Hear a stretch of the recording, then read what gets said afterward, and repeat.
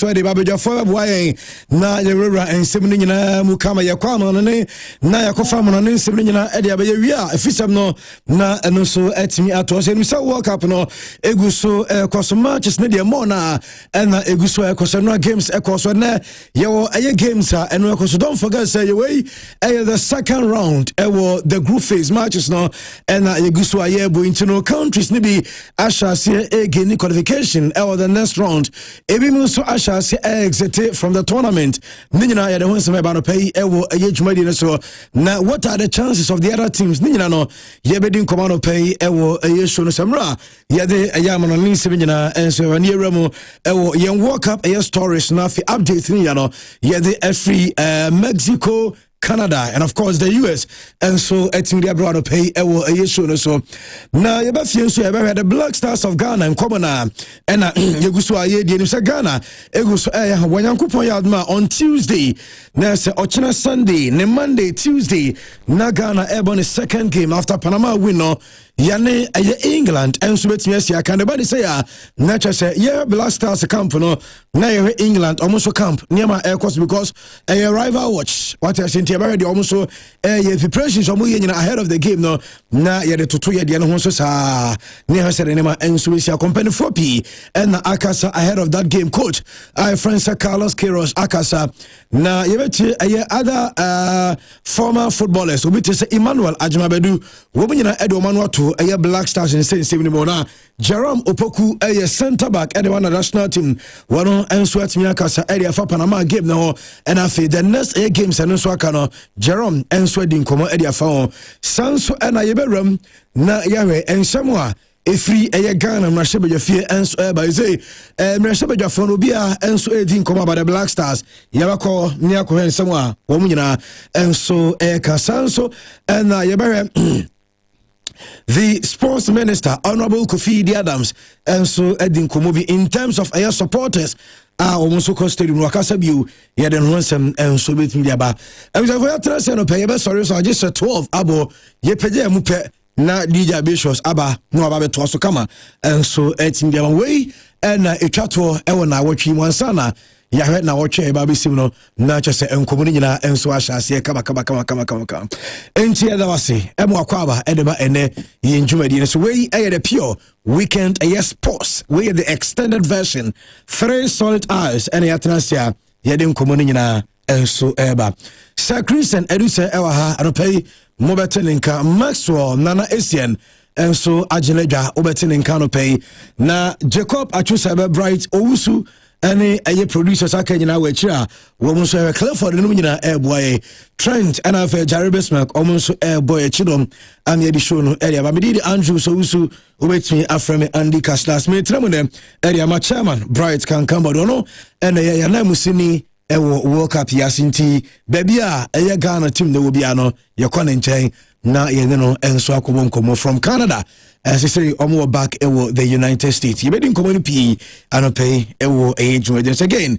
yemo akwaba and family age mamenka so live Facebook Pure FM TV on Facebook o search ubenya show no na wetimi a monitor bibia kama and so etimi different to Pure FM TV on Facebook unya video na obeshare na like na say also audio comment and so to ase kama and so etumi edi amaye na on YouTube so no enche ebetombe ase dem YouTube Pure FM TV on YouTube also kwa obenya show no and so etumi monitor kama ma me ba bedwafo akwa abai na yenhye yenkomo twetwa na se and so enfa infria ya mu nyina se sano pay wajebre utie show no.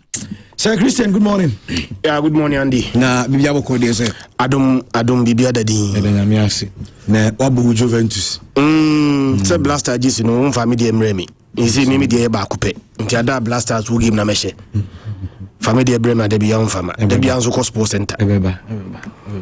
Isi su kwa na traffic achi hasi ya wontimi mfa hanko sports center. Christian, me say no akufisa ben say also obo delay to say nya info ni say traffic okwan so. And also obo delay taxes kakra because mo be say 10 dey. Na chi say emu adwo. Be 1017 of Africa say bra. O say dan ho afri the akko o pe bia dan ho no abesne abefadum. na owurro ma be si santas run about akokuchi as at 10 and ready na nyase go down pay and am here say on say dey bantem ti me say traffic or chem say how musi ye gwan say ni ma menyen fast na eno kran be di so kakra me sim be di so pa be di so e free the akon ma be si Georgia hotel no no and the unso ma omo close kwai no e kwa no ready so dada ene ye say close baako enti obi da gina baako eno direct enti side we ko kakra na side we akọ kakra and enti say oh any alternative route bia na and dey so fasa kwai no so because we are pon yi say we pesa ko fasa kwai no so dia na wadwe hu mienu and they see a fair doom. Yeah, the best possible way and so be fair doom because traffic near massive, very intense. From Enra, and day by day, very massive, but when now, Maxwell, Andy, yeah, my Bible code there. When you can see, and super iconic man, and Robbie Catchum saying, Nayacha, star super iconic presenter for me. Oh, okay. And say a governor, mine, I'm oh, okay. And I say I'm in chair no paying for my. I'm a come name Hudo when I was on campus. No, I think Star Hostel that Pi Lifetime area. Now memories. So the way we are kiddie. Now memories that Bosso Club 247 or whatever. If I get the name right, it is what it is. Those times. So I say, it's I'm a come there, Charlie. Big up to all of them. Okay. Yeah. Only collegiate. Collegiate with a hostel. Now what? One fa. Would you kiddie now? Maybe I see me. Okay, you call ball MTN tournament and I became you see maybe I miss see it. Okay, so sports center. Sports center. It's your me hood back on. Yeah. Oh yeah, how do you from me now? But then now you know more. So then yeah, recently then time so charge. Now you know more. Oh yeah, we were there. Yeah, they are running things around man. Rasta one. Christian minimara one maso nyina minim say mo monitor enema ekoso ewo Senegal camper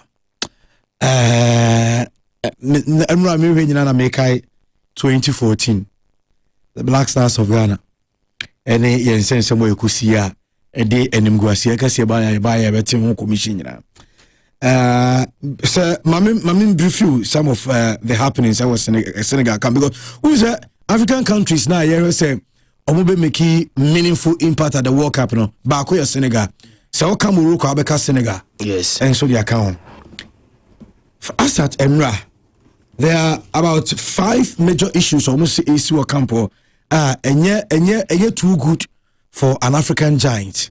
One baako almost Senegal e camp no unse the baba here South story no mrebi Senegal coach na friend Papa Chow no the contract wu omoma new contract and they call World Cup and momo ka chance on World Cup nimra we understand sir due to the fact that only contract in no akache bia anko for months now omumpianeka and we are number 1. Number 2 you see baby hotel or Senegal players ne da no most of the players are very furious say a top team like Senegal top players any hotel or omuda ewo America hono I say a substandard enye hotel ebe boom afi almost bonuses bia na e was so saka from AFCON 2025 and World Cup qualifications no players no ebe sinne sanka those winning bonuses and here the third point afi almost team nankasa chef e was sanka time bia no mutu kwan nyini tukwan e ma no nnuane de mo no yes oman fa chef no anka delegation no America Senegal penifo na fa chef no anka delegation no so yes players no sometimes Saudi money air pay the dia just o place order from a restaurant na omode abreno omo deliver the abreno hotel other players no obi pay aduane because the omo ye wo mo ho no omo mperinti no just omo e aduane na no mo chef ono no ni team ni tukwan asa na emenya na oye now sign them in enkoso and ababa ye a problem ewo Senegal camp and na sign ma we aneta Tuesday but the question is a BCB answer na African country ne beto no Africa na minim we don't learn from our mistakes Certain get two Ghana dear no, I think I may be a lessons a free. At least who qualify for the World Cup, and say, oh, World Cup no, about 2 or 3 months before say you ever start the World Cup no. Can you say be a World Cup no a imputu and about 2. You bought the last a World Cup qualifiers no. Mine who say I qualify no. About 3 months ago. And the 3 months ni be seen no. Oh, who be bia by that time no. Oh, dear Yahoboa. Dear Nikan say, when you qualify for the World Cup na no. Sika be here, dear Yahoboa biano. Andy, FIFA to amount. FIFA my $1.5 million. So they be prepare for the World Cup. And you know, if we say, what the finance squad buy no. What the players not nasi. Bonuses, negotiations in no. Before the start of the World Cup no, and why in every. Why in every? Na never do one more. You might say Abia a petty. But what to acquire a foreign country? I wouldn't be any near. Obatis Niga players in Asi. Maybe I won't call the chef call. Yeah. Say for certain money to place order for a generation say Omunya Diani. There is nobody at all for the national team. No. It is and the only be 2 is 3 visa. There be a some place order for Diani. Now even at the tournament like this, you know, diet is very important. What you eat. Why never very careful, Amaso? Obekwa ko die Diani bi no. Later, about kwaya sa a sample testing, blood testing. Obetimi afeli. Now shall no maduro bia o. But what could die Diani bia a containing substance bia and the wo plan on your way. Yeah. So some of these things, you know, national teams they don't pay particular attention to it. Pay attention to some small details, you know. Obaheno na obi the national team next year or my neighbor who ka e dey call World Cup na players no enyan for so free so. O the chef back pay the team next year ekoye aduane man team na Andy dia na e cancer na bobo. Hey, maso players no e keke sika bom e di place order no. Say sika no etimi enu aduane ma team na e ke be less expensive than say players no koto aduane wa bontin. They told me no what a minister in the gap for us imagine to make a crack. I'm see hotel no them our America no substandard standard. And they say any the gap for the hotel mom. Hotel ni the baby abeda. Any transportation any bibia there. Any FIFA for asem. So no ya almost say to me ma obi hotel no ma say enti ka we say won pen nka mo make place order dada asesa no. But by this time now akoda hotel there the amount what place what them. How the America hotel substandard. So players no want to players no hotel in America substandard. I'm say say and one is when your bed papa bia air condition boom you have comfortable sleep asa. I'm not sure. Hotel in America. Can you place a money hotel me just like that?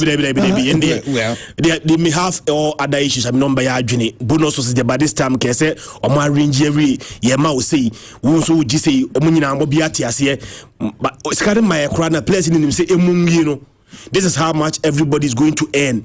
Oshe Masha, we need game I say, who progressed to the next stage. Yama say Ghana after Brazil 2014 Asian lessons. Anytime you call a major tournament biano, all these issues are sorted before the tournament. But I'm concerned, and not just about the World Cup. I'm say AFCON on boy. Yes. A home bonus is you know. What them know me again. Neither now the coach Krakow World Cup. No official contract. It's the coach in the year Juma. And because any contract in it, you know. yendi skabia e ka say usika eritua okay. And this can only be done to an African coach. So in Senegal, obisi African coaches are so Bruni na Senegal for the nekwa and can right before some be World Cup. The contract no soon ya come sorting out. I didn't think Africa for the this idea Africa for. Say Senegal for 5 foreign coach. And a foreign coach they do more. In fact, foreign coach in Bianca Senegal for the World Cup no and confirm when you and your Jumana Senegal for the coach we do my This coach or African champion. Yeah. Hey. Many African champion no. Omo J Cup no or back no so. Calf say Morocco. Yes. This coach went to the AFCON, won the AFCON. And you know, onye coach bia ase bia momo ye ne papa ase momo buano momo na platform ye ntwitwa nwie. The coach has earned his place to be the head coach of this Senegalese national team. No, why earning that place? And Africa to Africa, already the course of South Africa. Yeah, also the only people are almost illegal immigrant. I had before, but Brunei or illegal immigrant. No, so Africa in the Kofa Brunei said in the air walk up on Anika. By this time, everything about the coaching is sorted. Hotel for the almost consensus verified. Imagine in Atum, hotel in Mechem. Hotel in America is substandard. What are you talking about? Okay, Mago. Yeah. Africa again in the news. Don't be surprised. Koye to me bibia. What I say? Born I say a kobo krana ye the bomber nation ye to me cry the koye politics or. Yeah, no sana yet. But I think say one word the other Senegal plays in Yadune. Omo comments no they are banning must be first of all, I address coach in it. Coach, in how many years has he been in the helm of Senegal? I think the second or third year no. Yeah. So na jo mo AFCON. Yeah. Nti ye ko World Cup some penny for the initial say ko World Cup na bra na address o contract o mo ne nanka. O so mo ne nanka. O ko G2 man wan jantum. O ko end the so G2. Nti what the cry for what? The cry for no opportunity to say no. Nenko. Exactly the point. You a good coach. What AFCON among like what you AFCON? You fans all the what AFCON crowd. What qualify World Cup? Currently, as we are speaking, they are ranked 15th in the world, and they are one of the best teams on all continents. I refuse to lie to Africa. You've done a great job. People should even learn from you. So also now, 2002, no also cut team. But he was on the bench. Yes. And what we are trying to say is that there was an agreement. Agreement sometimes to me a verbal. It's an agreement. Until every man told the mamia, you've honored your promise and all that. Until you say, ko World Cup nebra, name a more ba, you know bedding, ebeka or contract issues. Who see you wako? So why then do you go there? But what I say and say you lose your first man here anymore. Oh dear, no bad reference. That's a name. Yes, two so say. Sad na de bi adwen say yenye enioma chinchina to say abrofo na enye adwuma wa Africa ha. Uko Asia send omo ye omo neoma e different from send Africa ye omo de. Send Africa ye de different from send Europeans ye omo de. Okay. Menkasa Africa yes sinko for ye no but ye de no. Professionalism no unya na 100% to Africa. Unya even Morocco kra unya. It was Morocco no mo host tournament yenim so mo kra do mo do na CAF e push omo. So ni say ball politics o. Yeni organize a tournament, you bet me push team biso onje. The Arkansas our team in the bay in the Hokaka. Okay, match me bet me a penalty. Onya penalty 2 or better, the possibilities of better so be him. Anandimwa. Ain't a nipa nay, ain't nipa bet me as to say in a way so binge. But what our boys need to understand is say Senegal so problems a majority, I think about 70 or so % of their squad. Even more were born in France. Yeah. But just what I say. Into a so much may integrate it well. The problem is that what they see in France, they won't see it in Senegal because Senegal do France level in anything. Obiba gives so where some year professor, I understand it. But what it means that Harvard, any Oxford, but what I say, any Cambridge, sending in university, KNUST, your friend is saying, University of Cape Coast, any Legon setting in our universities but say difference yeah and a difference in ning na okwa a degree no why but different the fact that okwa Harvard ebia okwa your friend is saying Cambridge near Aden difference the difference that there is Anna it is sometimes like I hope so what's a matter American yes it's yendru that is what we should establish it's African players ninja a lot of complaints and a stage na yedru no and we fight for our nation and for the continent and we need to take certain risks and do that. And the Senegal had a problem because say majority of the entourage ya mom of this manko okay but me nim say be almost chef no so man fa na nka technical team to say dia unse Ghana they are near the omo kan e bia no man fa na nka so the question is that yam fa na nka company from so don't we have Senegalese in your friend say United States I will fall on them to do that for the player Akon a Senegalese he's a huge star in there and with Akon team no ko baby Akon kan meboa Akon can easily aduane Akon can easily even take obetumi afa obetumi afa say but not crab fa who scam Senegal because you saw him at AFCON wherever they were he was the only El Hadji Hussein Diouf and Akon is well respected and all that. And see, why would like Senegal go to that level? If you saw man get proactive, then again, since when did they see that the hotel is not good? Is it after the affairs game when they because it's been Omawo USA not less than 2 weeks now. Yeah. So since when did they see that? But who said most often say team Eluswa all these issues but so quickly I saw more fix it. Then again, Omwane cause a problem no. And the make same way waha. It is unacceptable in association for it is not done anywhere. Almost stage no, it is not done. Baby. And in Bachauti, the entire young say, on say born a wobo, a run out here. I had to say, Christian, me had more honey into a mechanic, but my sister TV near ding in Anamidi coffee. Imra Mauquine. A wolf but Uti Bejaba was sending a human rapper so prosecute to obey to match. To say be a Chris what they make can't my bet is my better sound your my daddy Imran Maquine. And what they did was Ampacha Utia. What him also USA for a ban or more entourage. And after that, they also caused a lot of violence at the stadium where they were arrested. In America, Omar made the same to the tournament, no discussion and say. Now the embassy a kurase me come across na me organize a tournament Christmas mom so mama. That's a one team be privilege, but not so be so mono boycott on say tournament. And they are a big team. And I was saying ka omuja no mu yusumra and they fight for that. And untina e ka huntini yam who say FIFA di show mumre mu say who be a tournament who ni ma be free park no so me ode. No. But me na person ko mu ruli cup ni we. When we ABS here the be more said be Morocco and they are different and all together for the World Cup. And see one word the other it is omwane cause and a coach na nkasa. The coach is also a problem. He's a problem. Me pacho. Coach Bena ye catch because of intelligence security in emanin kwa bontina inframe to no kwa bontin so kwa ya sorry okay. Enyo no a. Any bisa no say no Allah na o man from abono. Nobody can stop Allah. Yes. O so nyame. O ho nyame ne ye koso mbo ne ye kobo. Say nyame so ma they are Muslims in America.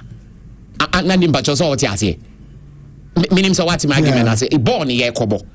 Enti bibia nye ball wono nyame ntem de obi ankasa men so but enye na men ko out nsi say okoyi and and say bibi ekopin we the same coach and o catch any players so move free park so ana onkai ono ana instigate say omonye de no cry lucky say America for no man visa mani raw e wonti e was say a very good fine coach but e was say omujai sa man a nation Senegal na mo na say na mo ball na peja ye so nyina no ye bobo abokande o say usa player be a rasta and o ko hebo wa do say we are so na nimbo pa minim so stadia o say no mo ye unique dem bokande mo ne de mo ne ye hu ye but since o mo ball na sorry and na omo blacks na esa coach but it drew baby as a ugina akono a Andy e was say so o sacrifice for the nation but also na bibia enkoye complaints no omo hwa na my home with the complaints. I know my from my area best or more. Nanka, I'll me a Senegal hotel no more them. Okay, me compare Senegal for the see Afcon. Mukrumon, Kenya, Sahotel, Mukruma, another African country.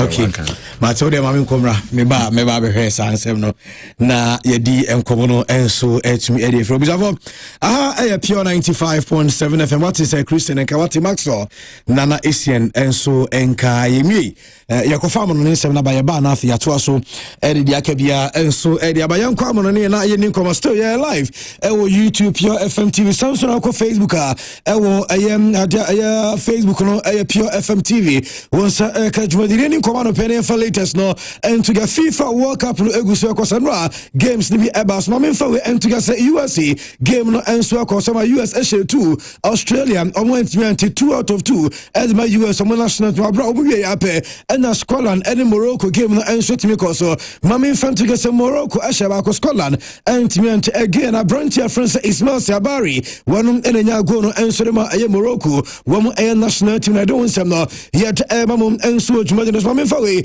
and to get oko omo group ni ma say enema asha say take a shape and the tema memfa to get no machi and Brazil SH3 Haiti one entimiante first half Arontia France Matthias Cunha able 2 goals Vinicius Junior enya 1 goal enom the ninyana about first half second half no go bia answer babiem Brazil enso enya 3 maximum points no enom the so far omo group C mame fan to get Brazil ewo 4 points edikan Morocco ewo 4 points atosumie no Scotland ewo 3 points atosumiensa ena Haiti one any point bia enom the sound come nyina no yet next Brazil and Scotland Morocco and Haiti and so between Shakamai and qualify one top is our group no and said home community yet on some emamu ewojumede sana mamefa we enter your sound machine Turkey elusu 1-0 ediama Paraguay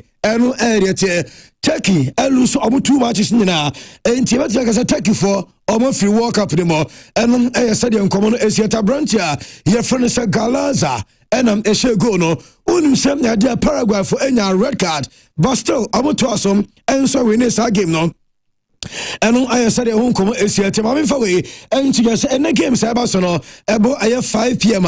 Netherlands about the tia Sweden and Grand Porter and Ronald Koeman match on 5 p.m. Samson 8 p.m. Germany and La Côte d'Ivoire game and so because and mami fan to yes how much about 12 a.m. on your channel match Ecuador and Curacao and Besia Kai Samson and 4 a.m. Tunisia Ebo Japan, Ebo 4 p.m. China, Spain, Saudi Arabia, Uruguay, and Cape Verde, 10 p.m. and Belgium, and Iran, 7 p.m. China, and some matches no answer with Yakoswa, Yadu Semina Ebamu, and so much more than a son of pay, young stories, no way, not Yanin Komaga said so far, Mammy Fancy as a host, nations no, will be and swab any 2 matches, Mammy probability of the host nation. FIFA World Cup no host nations no 3 you USA you Mexico and you Canada mami fan to say the soccer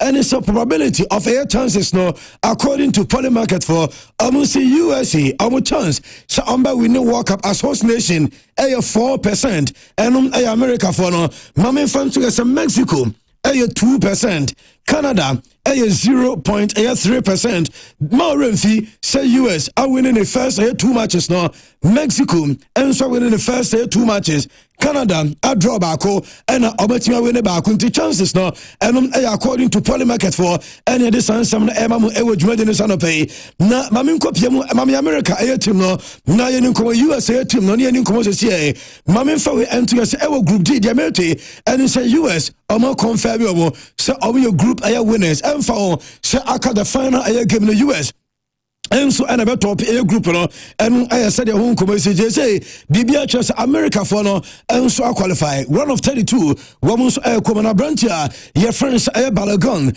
Samson Giovanni aye Rena any boys omo America no ade omo so aye adwuma pedra omo captain na your friends Christian Pulisic omo see game no because first game catch us only 45 minutes and I'm playing for uniform no injured and second game went boys niches omo so betia aye adwuma no as ama US mami coach a friend say Mauricio aye Pochettino and aye Maxwell coach no mami fantu ya say wire history and said America unim some since and I say for the first time in 96 years and a US I win aye back to back aye wins our World Cup 96 years in here na US enya aye back to back aye wins e wo FIFA aye World Cup no mami fa we ento you ready for us here na ye aye date no the last time our penny friend Robert Miller 1930 and we winning 2 matches across Edema US the and some Mauricio Pochettino attack America for no 96 good years essentially from 1930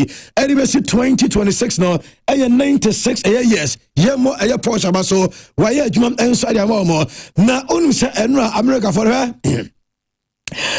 uko plem enso US famiko aya Las Vegas Maxwell ewo aya Las Vegas enkofo live life na America for no baby na enkofo gu a womu enso ehwe US aya match no omu mami fantiga se on se screen kase ena chese akwese nsuo ase aye swimming pool ena yes so kama ene nkofo gum ewo aye Las Vegas enie enro na nya asem go hwe wo de we no nkofo enjoy life ewo aye America masa nkofo enjoy life na tie aye feed no we utumu sikafo pa na ejo we no mo etinsuom ena giant screen omu de we US omu game course enro ye enjoy the feed no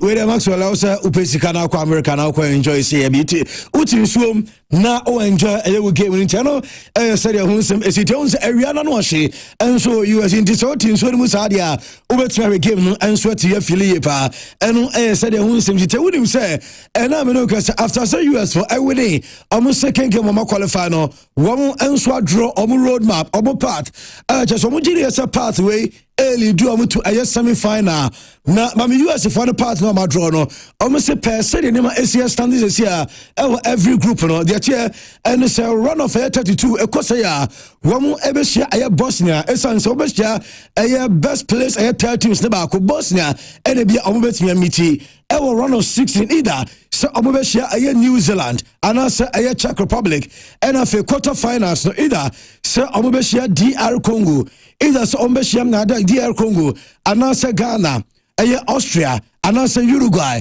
and aye America for my drama plan from aye Sabria from one of 32 and so the drew aye quarter finals omogiries and your planner omo opponent for aye the semi finals in America no one any every obukobusa Zlatan Ibrahimovic openyi US aye team we omo aye 2 matches Omasha says goes GDA say America for no everything at World Cup no so we juma Mauricio Pochettino any born now America players no airborne on at World Cup no Zlatan say yes Ibrahimovic say I America for the ball no on at World Cup no amana ye ma remfi and according to reference Zlatan Ibrahimovic and this answer no one and so they away from US match no mami coach your friends aye Pep Guardiola because no he spotted aye Pep our Boston since Pep announced yes we free Manchester City no yen shada mu no enra and the hu no opanyino na our Boston no correct Scotland and Morocco game course no Pep and the top one no ɛna kyɛ sɛ ɔba na akɔnhoma because atia Scotland ɔbu game no ɛnso akɔ so nti pep ɛma cameras no ɛkapcha no ma stadium hɔ no wɔn ɛnso abɔgye ne so kama ɛno ɛyɛ Pep Guardiola ɛna de ne ho nsɛm ɛnso de tudwa mame ɛyɛ Brahim Diaz na yɛni nkɔmɔ no Pep Brahim since wɔn nso naturalize ɛde Morocco national team no mame fa we ɛnto yɛ sɛ Brahim Diaz abɛyɛ the first African player and some African nations player wɔn a record assist ɛwɔ consecutive World Cup games the first 2 appearances ne nyina wɔyɛ assist so be to say opinion your friends America from Nigeria onya 2 assists Asamoah enya 2 assists Wabi Kazi for Tunisia enya 2 assists Nemo consecutive where they are the first game where you assist Edema Sabara against Brazil and against Scotland or some assist Edema the same player and Brahim Diaz Ogusu Genedini and Sadema you and Asabnadeba Morocco Wamunso national origin no Mamin Fawin to Yasam Abrantia Sheku Ismail Sabari Onusu Genedipa Mamin Friend to Yasawaba the first ever Moroccan was 2 goals won the first 2 matches World Cup Morocco enya player bia women na kwa World Cup the first game and the debut World Cup the first game now Ashego in the second game now Ashego only this boy I went to friends Ismail Sabari my coach was over joining club now you from Bamuntin Nami Atuma next season and running goal no ever 71 seconds and Sabari enya goal and Salima Amine from Morocco and later Salinso to Jasan Komano Yadini na Emamo and so na oko aye Brazil mame fa we ento anu se Brazil wonim sanra Maxwell Brazil for omo lineup omo lemu ye no report ameme saka and say Brazil enemy the oldest ever aye World Cup 11 since 1962 womu ene Czechoslovakia and game average age na 30 years mame fan to yourself that our 1962 final side 90 30 years 216 days mame fan to say and Brazil for lineup on the buy na average age 30 years 190 days maybe to break down say and is yet and Brazil started with goalkeeper your friend is Alisson Becker when you 33 years around your friend said Danilo and a ball 2 when you're 34 years, Douglas Santos at about 3 when you're 32 years, Marquinhos and you're 32 years, Gabriel Magalhaes and you're 28 years, Casemiro and 34 years, Bruno Guimaraes and 28 years, Lucas Paquetá and 28 years, Rafinha and 29 years, Matheus Cunha and 27 years, and Vinicius Junior, 25 years, average age, 30 years, 190 days, and Brazil, and so I feel the year for Ayasama, yeah, there was some Emma and so much more than a son of pay, and I said, I want some SCT, now, and Matheus Cunha, able 2 goals, Edema, I Brazil, on national team, no Matheus Cunha for mommy, and so mommy, Edra, none mommy, and so I was studying more every game, maybe. Na ekoba sene ba no ebo second goal Matheus Cunha ne maame ne celebrations na anyasem gbeto maame ne dru ba bi na waye emotional afei na tears of joy enso ahase flow from maame no aso ye onye was stands ni mo wabo eye Jesse Brazil for eye Jesse we use no no na Matheus Cunha maame ahye no ade dru ba bi na chase wode nsa gu ni ti bi come kai se eye walker baako o man frɛ Matheus Cunha enu ye 2022 ema ye husa boy no na Otini so wakoya adwuma ama say ya frɛ no wabo 2 goals enso de ma Brazil na na maame enso asosumu a wonu so ye emotional wonu enso asansem no ya de ema mo enso adwuma de ne sanopai enom ayese de hunsem esiate na maame fa we ento yasem na de a uramu ewo Vinicius Junior eno Vini enenya man of the match award no onya 1 goal eno sanso ye assist edema Brazil to no assist Matheus Cunha goals ne ba ko Vini and Vinicius Junior say coach our friend Carlo Ancelotti eka trying to say onbo deep between a center backs no into opponent no almost 4 and 5 no or see coach I catch say you know mo fin no who say coach no are right now or say anytime their coach no make us as na no beti bia no either so benya go and also by assist into free na kono assembly a coach a your friend Sakalo be friend Mr. assembly Mr. Beka no ono vini enso ebe follow obey surgeon no because coach no e ya e yield the results at the Brazil e yield the results at the one kasa Vinicius Junior and I report about Sanko no yet eba mo e wo show no so eno ade ha adwene eni se Brazil e win game no Hafinha enso ko praye na mama branch France Hafinha obi antake no yewu ya ni sa Hafinha atena for mama time na Brazil players ni na akohia anase ometwa Hafinha ometwa no hia together with a referee no na ye ni nkomo yewu se Marquinhos ejina obi branch France Casemiro na ojina obi Abranche friends Matheus Cunha ono na koto no afa Vinicius Junior ekoto form ena eye Brazil wamo eye doctors no omaba ena afa nyehu sem omane from say 80 wamo players ni bi enso ba Hafinha ena koto form no wepra je che ena say Hafinha epra do say Abranche friends Hafinha fanama me moment ye pon match na okono ewo ede eye car park o mama Hafinha everyone okono obewin say na onante kama and so when na as a proud now because no coach na France Carlo e confirm yes no clear boy no ebe call a test or be go through a test nyame admo in the next 24 hours normally assess injury no Hafinha na ekono so when the 19 say ya ohun say na Vinicius Junior ekokodi nkomo say Hafinha injury no e come here kwese the similar injury we nya e Barcelona na e man no tina fie e 1 month no Demetri say I don't pay said doctors no HA scan na ohun say the same hamstring injury no kwenya wo Barca na nature say walk up no ebe over e dey ma branch friends Hafinha eno aye reporter minya sansem no yet eba mo e wo dwumade ni sano beti Hafinha enso yeguso e monitor the doctors no enso ebetimi dia ba nemom Hafinha elkono Mami Abranche friends Nema coach our friends Carlo and Charlotte a confirm the amaye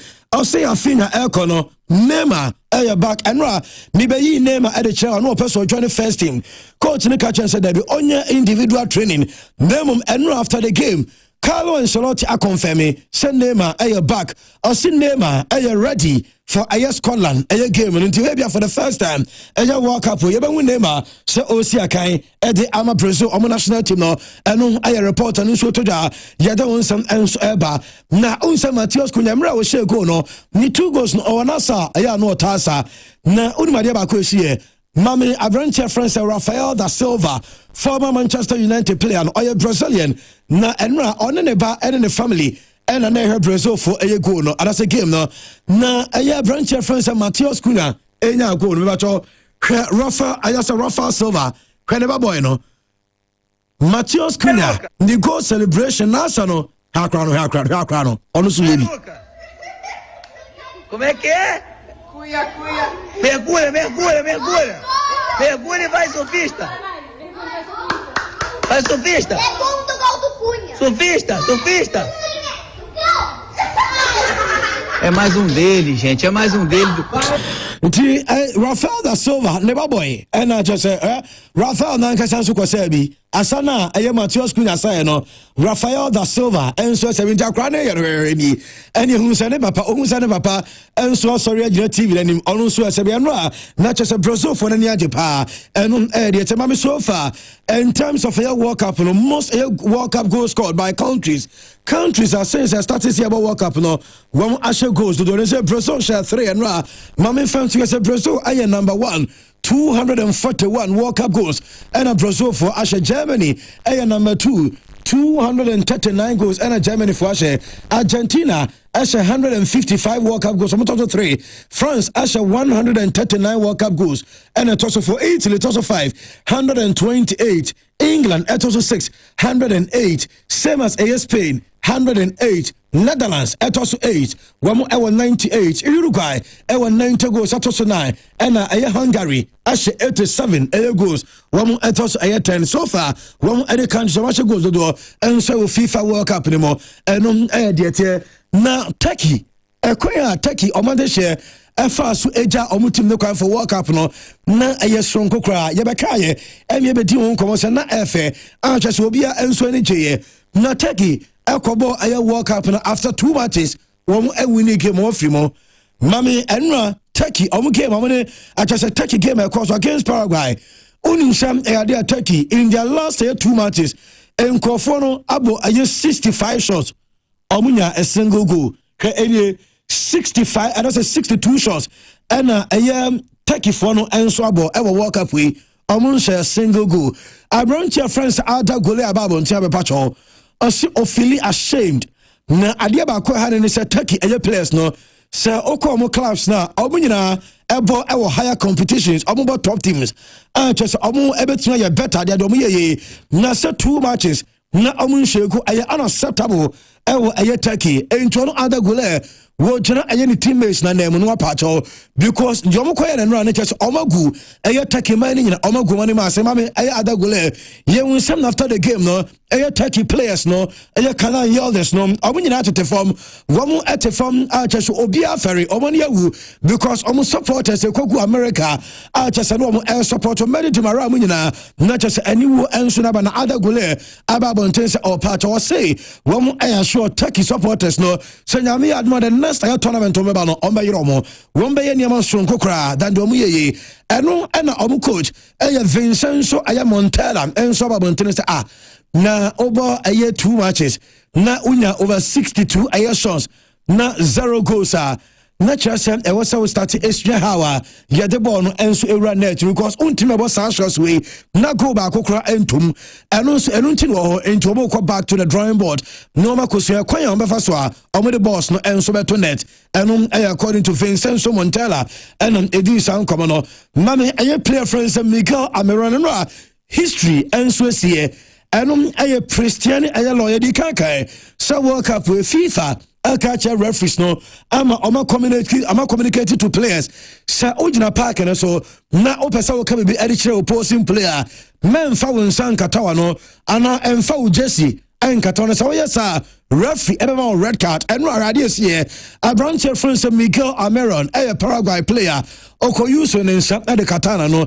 enti Christian ayalo etenenra odi red card and it is the Christian Monfra Black Stars campo Namon country players no sa enra sa ayelo no oma activate obi adibi enti against England obedin koma emfa wonsa na se watare enkoka watawa no hwe Almiron ni ordinary secretary no enam opponent no omo report to the referee omo yape and man red card e man red card we yapa enum said the unsinity yet mamu ensu odwumade ne sanope na mame Germany national team no Germany national team no omo next game Toronto against La Cote d'Ivoire hono mo komo sa match no maka trosem World Cup we security wonsem wamo emfani agro mame mfantu just emra na Germany team no omo kwakofro omo plane airport akọ Toronto no mame search so Manuel Neuer abranche France Jonas Olberg mo na search wo musana no mi be yi Cristiano Ronaldo maka to security enya dey say US for omo compromise Joshua committee mo omo nyina be go through search no Manuel Neuer na omo de niam nam ne ho san omo bo ne search because we player no krendemum wa hwe bibia betumi asinto omo compromise on security search na ekoso obag agiso na yamu apega wonsa ye hwe obag ni mo na chese ya hwe bibia yes kadi bibia won ka se be scan obadi no ehun se sabi biboni bia ensunu chansa na watimi akofronti asachi wia be ba chowe tarmac ni so omo sachi wie ofa obaga no akofru play no ako eno jetia yet emamu dwumade no so coach of the German national team owura France Julian na Johnson fanmame na yasim na dia coach no enenra obukobu sanse first game amuboy against Croatia no Leroy Sané enkofo criticizing the pa omu dinatam se asa wonye serious se mu kobola Cote d'Ivoire coach all the never tranchen manager ne say ono onye obi a ochechi public opinions onye obi a otie de nkofo ka wa chire no dey take decision on the players no kwasem no after some match no Leroy Sané wa training very well into start no coach no say Leroy Sané ever maintaining the position ewo aye World Cup no mo enye de obi aka enye no no gyina so ode kwa that's o ka so or drop boy no na tanche coach no say aye Leroy Sané ever start game no e de tia la Cote d'Ivoire enum aye Julian Nagelsmann ena edi sankomo no mami aye Lionel Messi nano Algeria any Argentina able game Messi akos attack away on Algeria, I'm right back in a friend Mendy. Now, sir, I tackle no any focus away. Now, I red card because I you Messi internal and a referee no I'm red card tackle in Messi equal Mendy in 9-2. Nano, and a dimension is Algeria. I'm football a federation. Yes, officially, one file a complaint. Area Kwakuma FIFA because I'm GDS Sabo with Argentina referee and red card and Fama Ayeliumas into officially one are complaining Area Kwakuma FIFA and I report about Sansam yet Emamu Ewujmedino so Mami Alexis McAllister Ebo Edema Argentina national team no na everyone Kubusa and say World Cup say a 3 players here among Argentines from Ebra Argentina a team why and I best select to and was one. Obedi can a Pedri. Oh yeah, no Lamine Yamal, no Mbappe, and so the account players are so Omunfi Argentina, them walk up here, Cassie Yamanaquai, not uncle from Argentina, also by Lamine, Pedri, and Mbappe, and according to McAllister, and he didn't come out of pay, and will age made in a Sumina report to say, oh, sent a drew hydration break now, one answer advert. Christian, the amount of CSS advert no generate $250 million dollars. And the amount of FIFA walk up with the Sikankwao or Mutues Bruta. Yes, it's a few minutes, no bear 2 minutes now. What would they call hydration? A break the players no referee Eba Bain, Emma Mokonum Suno, a dear star advert no generate $250 million. And a dema a FIFA and penny for and I report I'm in circa na say Portugal company mana e kwesnra ya started our discussions no emana Christian e ka se bibia shadansi enemu o said the Ronaldo aye the sister Katia e started ya na all two aye shares no ade na as here they can emami aye Joao Neves aye ne girlfriend no because me catch us players are aye Ronaldo aye the fans no target you no aye midfielders no Bruno Vitina and Joao Neves. Na Omudi atem no, just omo church no. And obi culture, your boyfriend is retired. Tell him to pass the ball to my goat. So omo go catch Abranche na your friend say Joao Neves, the girlfriend. So on can the boyfriend say yeah, on pass the ball. And for Emma goat no. And just Joao Neves girlfriend no. And so I catch Nifan say tell your goat to retire. He's very old. Now I say, and Cristiano Ronaldo girlfriend Georgina Rodriguez. I say, wow. Now, uche and the message on the translation. I say, wow. This generation is coming in really strong. And we are my Equaso, Portugal and Caribbean Abubo draw in their first game. And a son of my winning and so I shall say, Eba. Mammy, for we enter your say, Mammy, yes, I will. Our branch friend said, Diogo Jota, when you're the baby call, new post, I say, and as I say, Portugal, I fans, some of your Ronaldo fans, I shall say the message, say, how must say, Diogo Jota, because Jota at Yasia, and Kobe passables, at the Ama, Cristiano Ronaldo, and Cabos, said, and Kofowe, Bruno. Aye Vitina, Arancha friends say Joao Neves, one and pass one Ronaldo no. Ebini, say I will just say Diogo Jota post I say pass to Ronaldo. I will be by say the only player that used to pass it to Ronaldo and will be about Diogo wake up pass to Ronaldo. Obviously Diogo wake up pass to Ronaldo. Mama the other comments no enko for comment adia aye Portugal for no no. One destabilize one team. I'll say Cristiano Ronaldo. They should let football be fair with him. Just this once. We love Portugal, and Cristiano is the only is the one who made football famous. Please play your best and don't let Captain Cristiano Ronaldo be forgotten. Give the ball to him. Eno de Chelsea player na onun catch as for the post say na enko for Portugal for Ronaldo out of one wɔn ahyɛ ɔmo nso ɛde saa messages no ɛnso ɛde kɔ ne nyina no yɛdɛ wɔn nsɛm ɛma mo ɛwɔ dwumadi no sɛ nɛ Mami Marcus ɛyɛ Rashford ɛyɛ player ɛde England na nyame yɛdema Tuesday ɔne Ghana menya report sɛ yɛsɛ Rashford face ɛyɛ fitness assessment yes or complaining ɛwɔ training of ɛyɛ hamstring ɛyɛ tightness asɛ ne hamstring go no wɔte brɛ ɛnso ɛwɔ ne hamstring go say oyɛ Ghana ni a wobɛwɔ mpa sɛ ɛdi kwa sɛ Rashford start game no Odi on trenche enya Rashford nkwa menya report say Bukayo Saka no kra de coach friend Sir Thomas Tuchel a confirm say almost still Bukayo Saka are doubtful for a game against Ghana and against Ghana no Bukayo Saka none madu can start no Arancha your friend say Rashford Anthony Gordon be start enu aya jametia ya de wonsam mamu ewo dwumadi no sano pay mame fa we entigas Alejandro Gelmado player Edema Leverkusen team no na a club friends Atletico Madrid for womu Gelmado amomu player no a reach full agreement say diaka aya club to club Bayer Leverkusen for say omo pe 30 million euros Atletico for say omo no aya 12 million na add-ons aya 8 million na aya 20 million Leverkusen for us million the Amoka.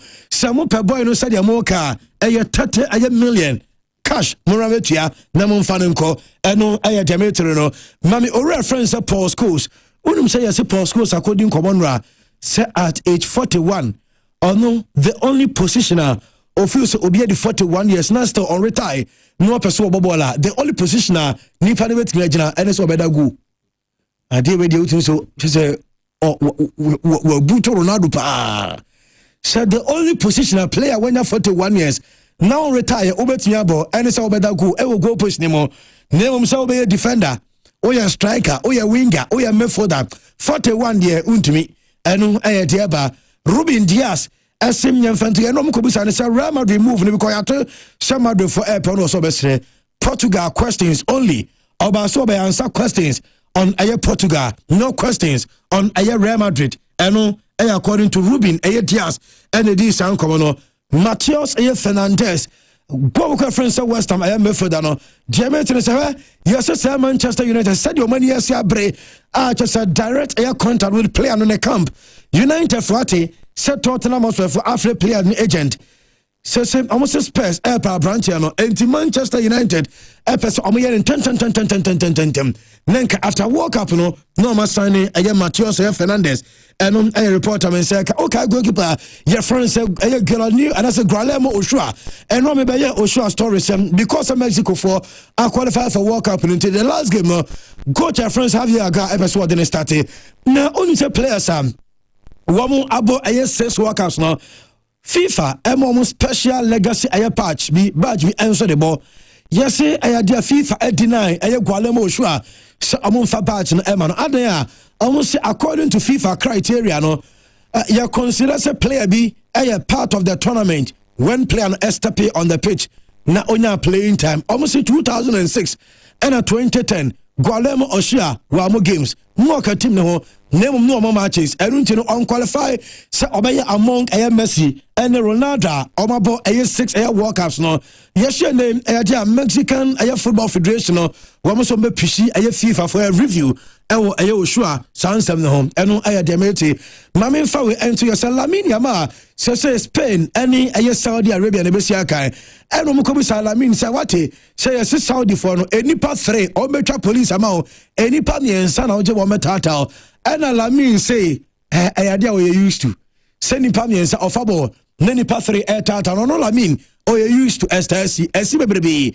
coach your friend say Luis de la Fuente say mame Dani Olmo unsem nano eba so ko start Gavi as a winger left wing no enkofo di na tempa Demetri say nay Spain omo training sessions no yes Dani Olmo and as say me no say Luis de la Fuente try no ewo left wing go enum Dani Olmo nti so Dani Olmo start say match na don't be surprised kai see can stand no enso the channel na wonu say no Brazil match no fan baako Brazil fan baako ade message ade ko stadium now see message no na for Carlo Ancelotti no akasa about Endrick or say Ancelotti put Endrick in the game and the message ni Ancelotti kolaka o Endrick prajota what I say joga Tifa Hendrik Ebremu eno aye message aye fan enso de koya nature so de koma aye Mr. Carlo Ancelotti eno aye said e hunsim tie Mama Hendrik na kasankas we making a work up that because I know Hendrik ebe real game no say ordinasia pa ena de man nyankopon for some special moment we and I thought say a moment I special I the more no and I feel the family they na onu epe they na the family epe and so bet me abo aye walk up be and na we making a debut e FIFA walk up the Niajepa and Hendrik Frankie de Jong me na report to say yes him are doubtful yes him na doubtful for Netherlands and Sweden game no coach and friends Ronald Koeman and Kasankasa and abedin commence and method no ensure that any 100% warrior na omona Sweden match no Frankie and Swentimi and Siakai and a reporter in Seka Manchester United are listed strikers are epe for Nyaminya Aduma next year season and maybe can a branch and friends Jean-Philippe Matata maybe can some answer now listen of a players you see a United for are listed any 5 year strikers Victor Osimhen £130 million yes United for say they one adding Robert Lewandowski then go number free yes Dusan Vlahovic and free Samson Akrupi Jr. bomb of player 80 million and Jean-Philippe Matata from Crystal Palace 30 million. Sa strikers we bako and a Manchester United Edinburgh and I Demeti Mark Kukuera as he says or sign a contract Edinburgh Real Madrid no yes also on the wife omu receive a debt a threat messages omu answer kano a debt a threat na ama omo report Edinburgh police say question obi ebusa ne say na ne wan mo and a threaten a Kukuera and the wife so mbeku omo no and de tie say Udru Real Madrid yes Jose Mourinho left backs are Madrid ever 4 left backs M2 and Jose choose for next season Kukuera and Alvaro Carreras no and a coach no and so choose fight for some sport no and Carrera and Mark Kukuera no Jermaine says Frank Garcia, yes, one way I'm not for the Tono. I'm a report to say Robert is for and so Madrid, and so more per cash around 30 million. Not just a Frank Garcia and so Tia Johnny, and Betis Ebukuno, and Diameti, Goncalo Garcia, Franco Mastantueno, yes, a Madrid plan, and so many are 2 players no, court transfer. Never me see Jose Mourinho, and so we have a trip. Or pursue player be our pre-season. And sana obakwa wetin ya ko nti kwaze Madrid ade aye Franco Mastantueno ene aye Goncalo Garcia eko aye chese omonfo enko aye Lombia omontwe kakra enom aye Demete Nico Pass yese Madrid se person ma activating the back clause no na saade we Madrid person mafia aye ko mo si omo ewo inside report say komofo no ena aye convince him akra na France Nico Pass emane Madrid ena Madrid France okay yeah, as a contract, you say just 10 million. Near Fapi Marifoso Kutia, 10 million. Now, our Premier League teams are our parkrano. Ebimi are willing 60 million pounds or metia for a Nico Pass. They say Kobo for Pacho and Diamete Gary O'Neill. Mammy Fawi enter some extra town for no, yes, and Chakra. I may announce say, reference Gary O'Neill, the new coach, Edema extra town. Arsenal player of the season, the channel said Declan Rice.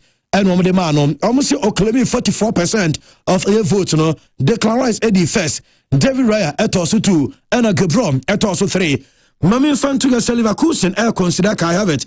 Now, yes, so my one person of Fakai, and then free a Arsenal for Senyari, between 80 to 100 million euros. Over here, fine Wafako.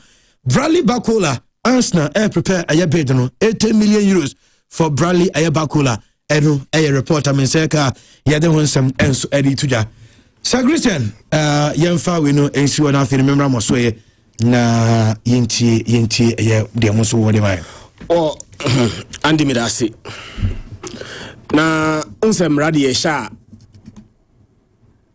na ye nyusi ya baka semrani ni ho and for the first time ena Gianluca Cristiani law no ya apply yeah na mpanimfo se ebo din hyemra enye ene se ebo din su tumragu a enye baade ba ko ye me ya pa ne se sa Christiani ade no ye na enya de papa ne de mra ne to no and the idea to be a bese de be a kind pakro. And you know, let's find a way of naming the law. Now when you Christianity in free so. What your presentation what's that kind? Sir, when you're aware of the law and see you should be aware then. Obian Casaman Fansan Catawano. Obetimin Sa Catawano. Akasa. Besamenim Maso a teammate. Na ye din komo. Na be de Misa Casamano from a teammate to a teammate. And they are no untumra. Yeah. But I'm running bedu. Abra odo Nsa Catawano kasa chire the opponent. Na opponent no so say kasa na o kan chire no. Andy, idea odi bedidi na tem. Ana odi ebe bibia tia na. No press it on. Onum say no kan referee na hu. Referee na hu. Take you for na. Take you for na kasa player na. Ameron ASA tia no. On a report to my referee. So we video na odi ka call Aston line 1 yeah. And no complaining sa o say fracas kakra by my players no be try ho share de kakra bia na va every referee ko have va referee ko have va by no and no red card and ma make Cameroon Bandy just imagine say can team na win game no and now this red card we am our team Eddie Kofia what cost your team no big time at the highest stage of the World Cup. World Cup run the baby who here pa no match the 2 match the 1 no and the obetimi Lucy Basela manageable baby a obe hu say wo qualify anasa wo be fie no match the 2. In fact their teams are winning in the first game. Na match the 2 no be lose ya press abeto no so the match the 3 yeah obi betimi lose match the 1 now be winning match the 2 and no anya hope say match the 3 no o winia or qualify ente do match the 2 na yemfa ni agro eho ena obi age ni qualification eho ena be kofia obi anso be hu say ye be kofie yesi akeka mafunu no ye akeka madampan Ghana for yes yemfa me so say F4 ehwe video na. By this time no there should be a special member of the technical team or sa nyema we ni nyina na ene uyi video dey check blaster place no say under no circumstances and abekasa ono sabekata wano akasa kire an opponent unja no hate for so goalkeeper edi no yes sa ball na kan waste time ni aje connect and we edi ye ne Panama no ye be true bia na referee fase kai 1 2 3 5 seconds ne pa ho throw in aje free the band opponent and you know first one ye share mra no ni emfa ni obia enra the first time one sa mra no se wontimi mfa won san kata wa no enkasa kire opponent abra game ne koso no enra and the mra no omo apply. Now, Turkey coffee. Turkey losing the 2 games in and they lost 1-0 to Paraguay. Before say Omobe lose 1-0 to Paraguay no. Now Australia ashomu 2-0. Andy, Australia ashomu 2-0 no. What it means is that next games no Omo bonus so here Omo group now. Say USA the A lead. USA was 6. Yeah. And a Paraguay Ewini no. Omaba 3. Australia 3. And a Turkey 0. The ama Turkey unsan Turkey betimi as last game no. Na kwa adwen wo say obetimi dey one of the 10 best placed teams no etimi qualify. But Turkey ain't me finish 3rd. Do you know why? Because USA 6. Teams me no aka no obia 3-3. Omo me no dey about the next game. Australia, Paraguay. Yes. Game na ni draw. Omo nyina 4 points. Yeah. Omo nyina beat Turkey. Ba ku wini a or the Saba kono de Eddie Coases akoka US ho. Say Turkey cry wini a depending on the number of goals obetimi ase no. E be kire say obetimi be di even 3rd. Ba even Madeka ka kire o. Say wo hwe World Cup ye ebu ya. 3 points may not be enough. So betimi dey nyasa one of the best third place teams no etimi dey qualify. Now Turkey for be yomoya. Ekwaya Turkey ba World Cup yi. Any ball at Turkey abo. Any sa Turkey entimi answer even one goal in 2 matches no. And the Ombe extremely disappointed. Now you know say games of Bojina no. Turkey at the dominating possession. Omunusu 2-0 to Australia no. Turkey about 71.6% of ball possession. They lost by 2-0. This is the World Cup. The most important thing is that, Andy, it is not about entertainment. And not about possession. And not ball effect. Any Panama ebo ball effect na bawan football and twatna. Ghana the ball twatna no. Yeni winning game no. So their first game was against Australia. Obianya red card. Australia ebo 11. Turkey ebo 11 men. 90 minutes. Ye 90 minutes no. Na Turkey abo 71.6% of ball possession and your football and twatna. Enra. Also red card in the first half. Just on the stroke of first time and a red card in the buy. So the entire second half of the Turkey a boy with numerical advantage. Now Ubo 11 against 10. Turkey is about 78.5% of ball possession against a team where 1 man down. Turkey and Timon Twatena. Now then about World Cup. Now about ball entertainment, but Turkey team for ball Twatena. 62 shots. 62 shots. None of the Anika. Games at Turkey Abonino, 2 games at Turkey Abono. Omu SG, I was still opponent. Still woman to me go. Australia is 2. Australia is 2 no. Now Australia SG 0.77 in that game. Now Turkey SG 1.32. The SG 0.77 no. Enya 2 goals against Turkey and the SG 1.33 one team for Tottenham. And that game no. Now Paraguay SG 0.32. Turkey SG na Turkey SG na 1.775. Next I also check Paraguay. Next I also say Paraguay with a man down, better ball possession, more shot on target, sell out for ball and Tottenham. Now why you not the toast no? Since they started saying about World Cup when you know, you started recording a data from 1966 EBA. If in 1966 EBA no, Turkey are the first country. About 2 games, about 62 shots. Abra want me answer go.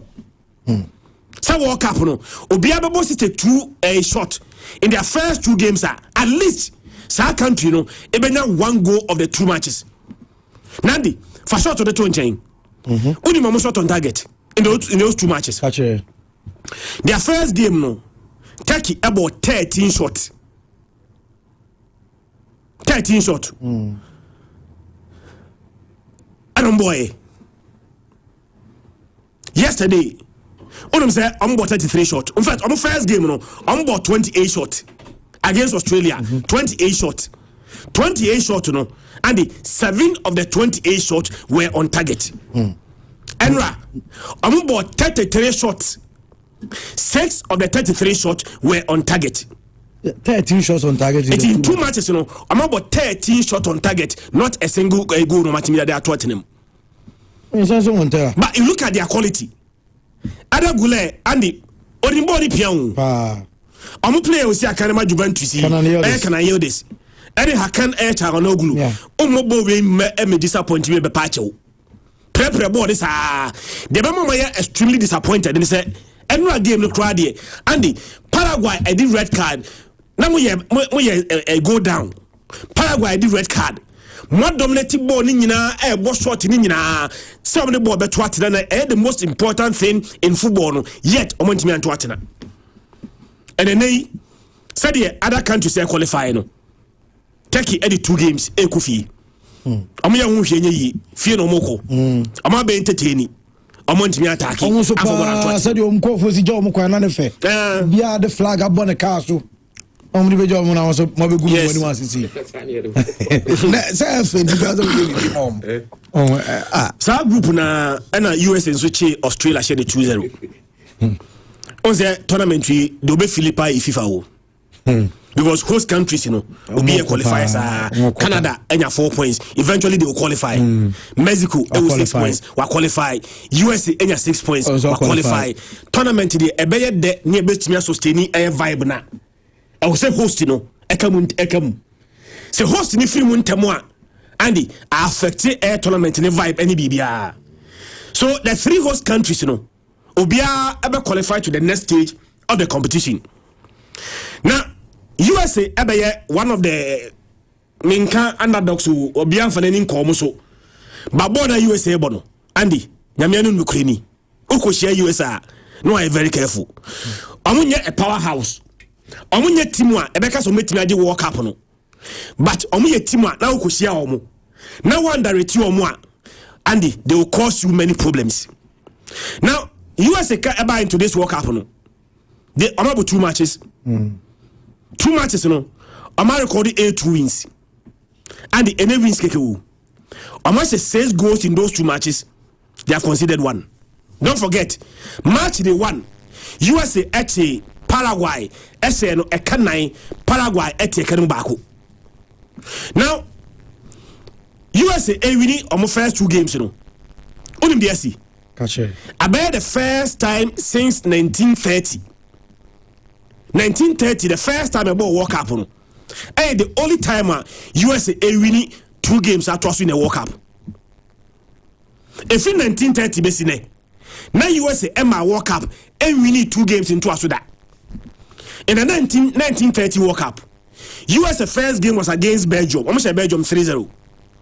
Almost a Belgium 3-0 we know. Their next game was against Paraguay. And the USA Paraguay. A Kamian Paraguay anti. So that is the only time our USA has winning 2 consecutive games at Tuaso at the World Cup.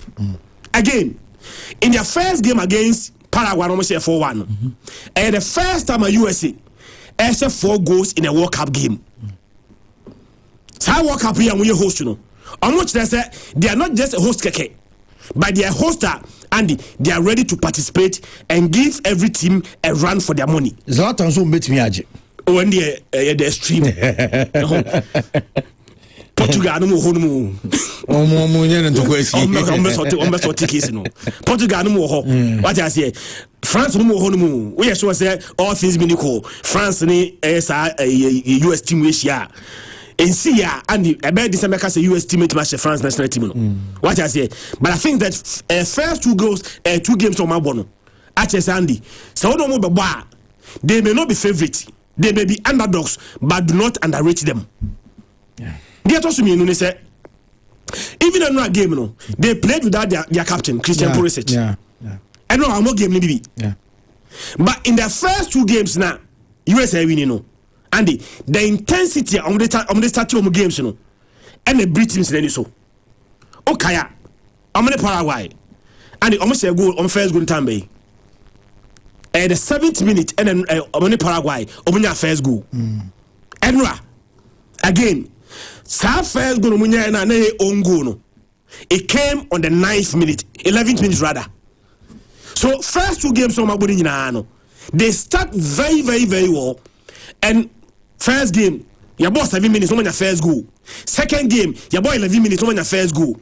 There be a catch say only host bo. Na supporters aba. E support a host na. Obetime frustrate host no. Abra wonya an early goal. Obaninya early goal say ya. Players need any confidence. Players need confidence no money no. A translate here na ra air supporters no. Na the vibe na kosa. And 2 games are US abodi nyina no. Omunya very early goal. They have qualified. They can say me omunya my favorite. But only US Babishia do not underrate them because intensity no. They almost start 2 games no. And na bare first 30 minutes no. Na ka omunya much more clinical kakrebi krana. Committee match bare 3 in the first 30 minutes of the game. But 2-0, the most important thing for USA is that Oman qualify to the next stage, and so far they've done it. Oman draw, Oman pass to a U. baby omunam bedru semi final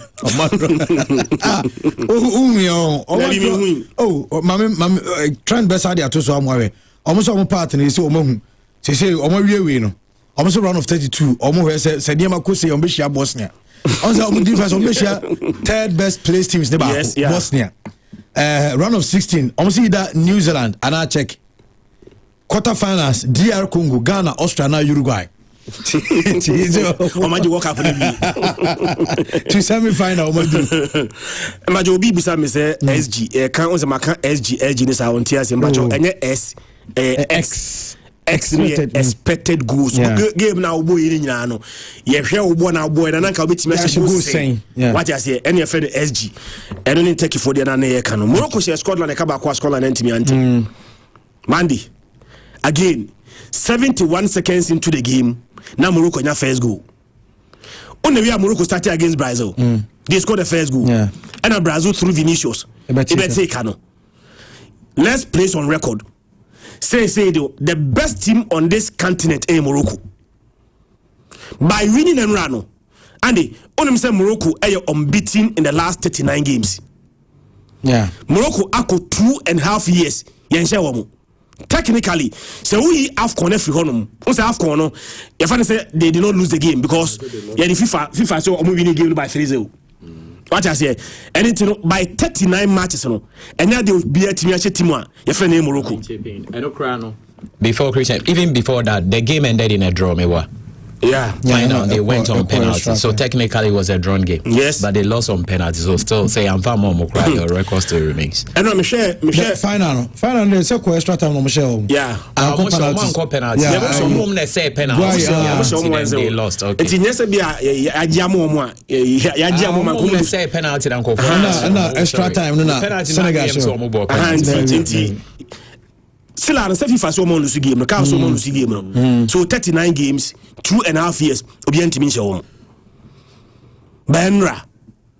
Me I was not happy. Now so I'm killing game in the first 30 minutes of the game. Me no ya adwene. Ye bought 30 minutes no. The way are no more intense. The way are now air Scotland enter into the game no. Now was saying come finish the game in the first 30 minutes of the match.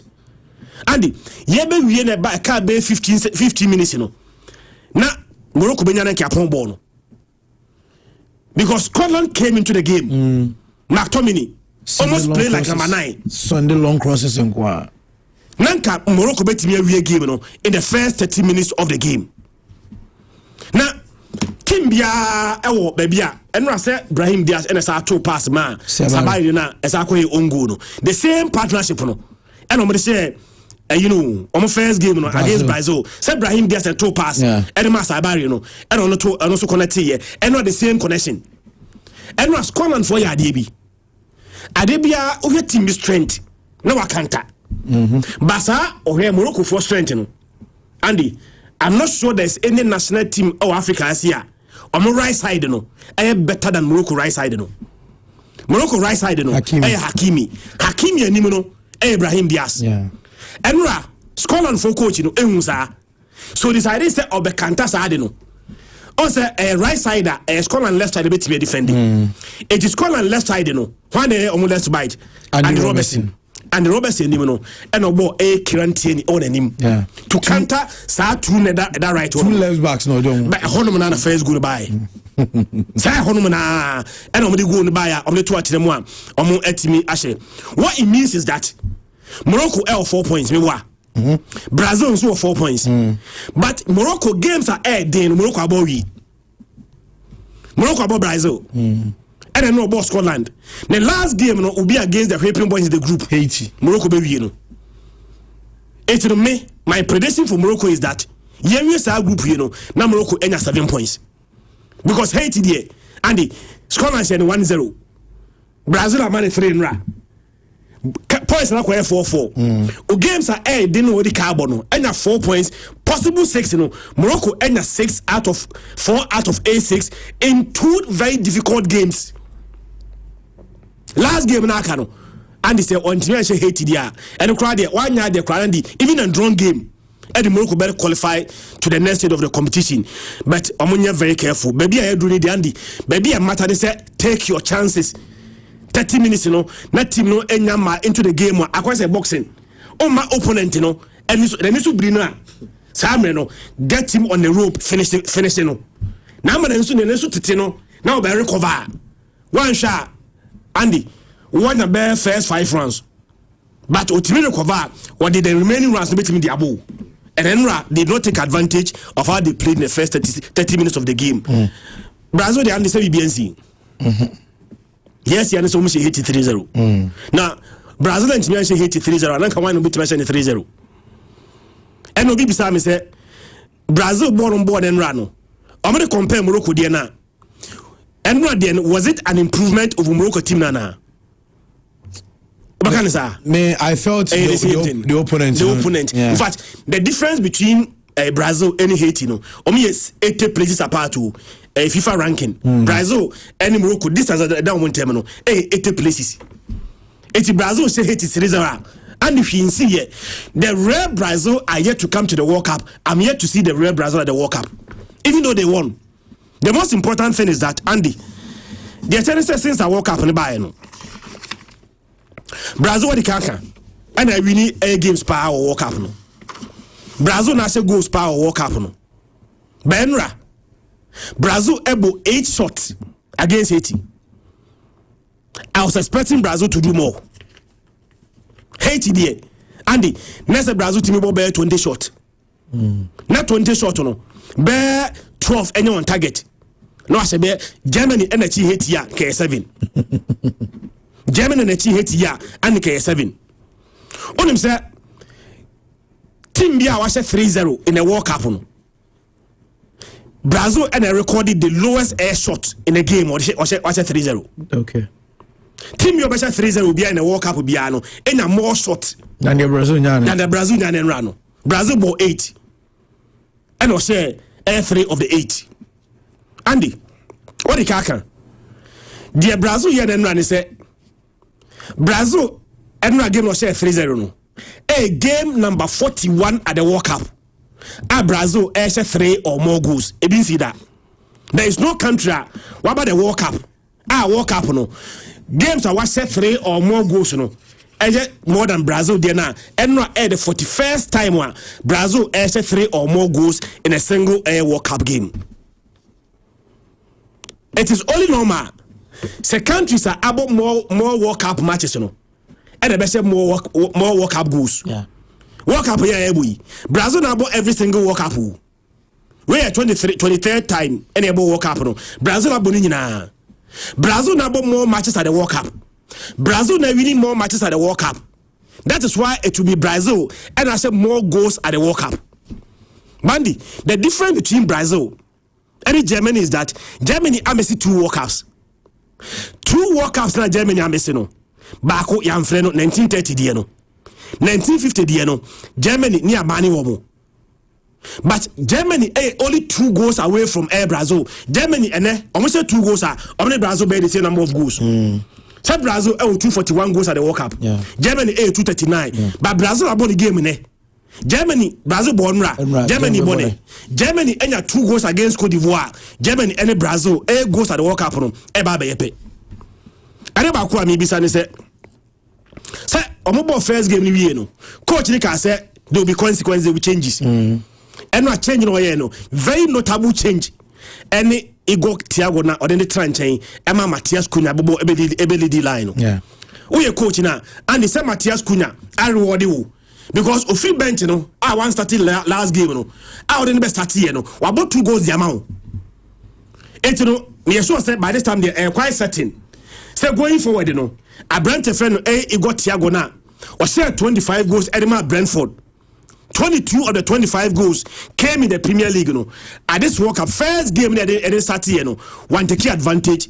Matias Cunha from the bench started against and then so once ebisoni anya fair to you Igor Thiago because onubo Morocco baby onubo tia Haiti on speed anya 2 goals but when you coach and one here Abrante friend Matias Cunha na best 2 games the amount problem is say na who be here say Brazil dey name abeko World Cup no name dey acquire say coach dey the pressure ne the influence of the media any chromo for the pump name as any name I call World Cup because Yajitum Neymar Brazil all-time top scorer 79 goals for Brazil. Bandy, what is the relevance of a player on your feet in a tournament? Tournament, you know, baby, Brazil betting your fan. Their path to a semi-final, quarter-final, baby, be determined by how they finish in the group. So Brazil may even every team qualify, but Morocco in a much more a bigger scoreline against a Haiti. Morocco top group no, not Brazil path no, heading. Until Brazil the name a World Cup.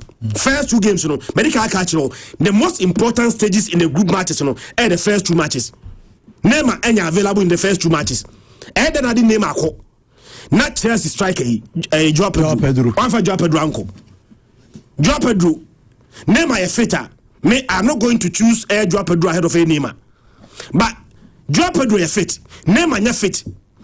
In fact, what is even the guarantee? Say Neymar cry every game more. Why obetina bo how I say Neymar bo. I see we but me GD say go Neymar call World Cup no. I'm very happy for Vinicius Junior. Vinicius in Brazil just you know. Also now about under a lot of criticisms. Yeah. No anymore.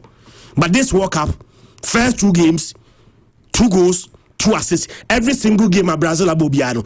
I brought defend Vinicius at Watena. And now was RJ man of the match. When a Brazil for free Vinicius war. What I say, just come to the party. Not the way our game, Real Madrid no. Come to Brazil and play the same A game for them. And I think that everything call Edema Brazil for. They said here, and the bigger responsibility no. I be see Vinicius also. Because Rafinha injury back way and it's a player Jinaho. No be tackle no. No atna and about 2 weeks, 3 weeks. Yeah, one shot. Monday, what the best story say? Abrante Feno Rafinha a tournament no over. Omo anti just a sa hamstring no winya or bass ya 1 month. And 1 month now a tournament in above yeah. Now Okofi. Abrante Feno Rafinha Kodia. The bigger responsibility they say no even a name a craba and the name a entity and for Brazil team is in the metriso. They say the team is in the metriso. Vinicius now on come. Because Brazil for no anymore. Germany boy Ivory Coast. Oyo group na obi winning the first game. So Ivory Coast winning the first game against Ecuador 1-0. And Germany is winning the first game 7-1 against Curaçao. Now, sa game na Germany winning 7-0 against Curaçao no. And it is same. You start to say about World Cup no.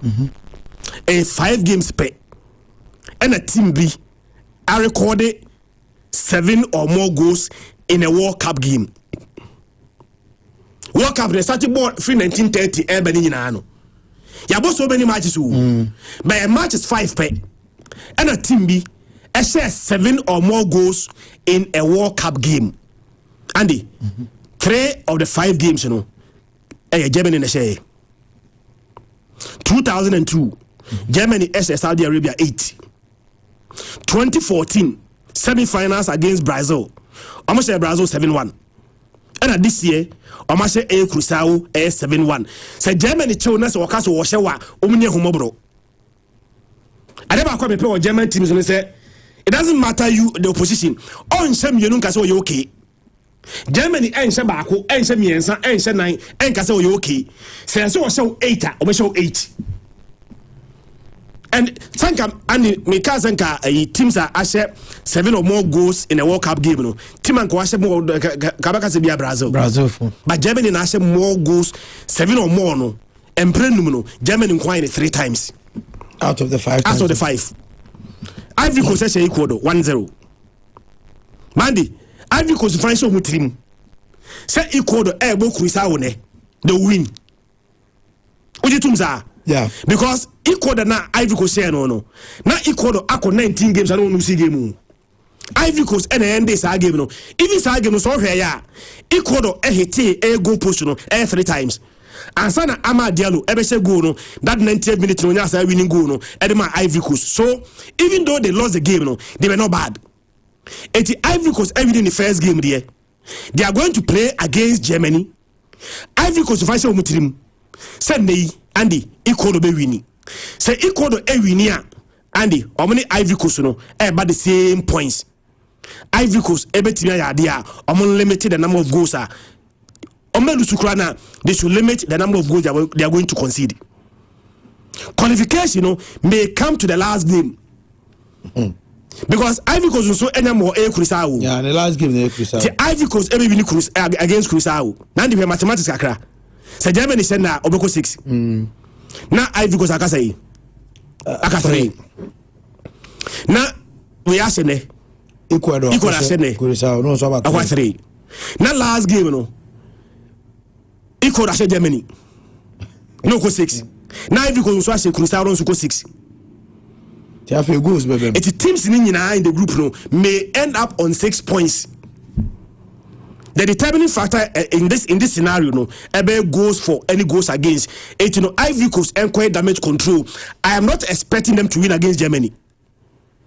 I'm being frank, I'm being real. Say Ivory Coast any Germany. I have a World Cup game one. I am not expecting Ivory Coast to win the game. If they win, fine. But in Syria, I am not expecting them to win against Omo. The entire make come say Ivory Coast go echo World Cup. Almost here European teams are Andy 4 times more winning 1 pay. 1 pay no more winning. And no more losing you and no more draw back. Germany Asia African teams at the World Cup. Germany LUC just one pay. Germany started so about World Cup ni nyina. So about World Cup no.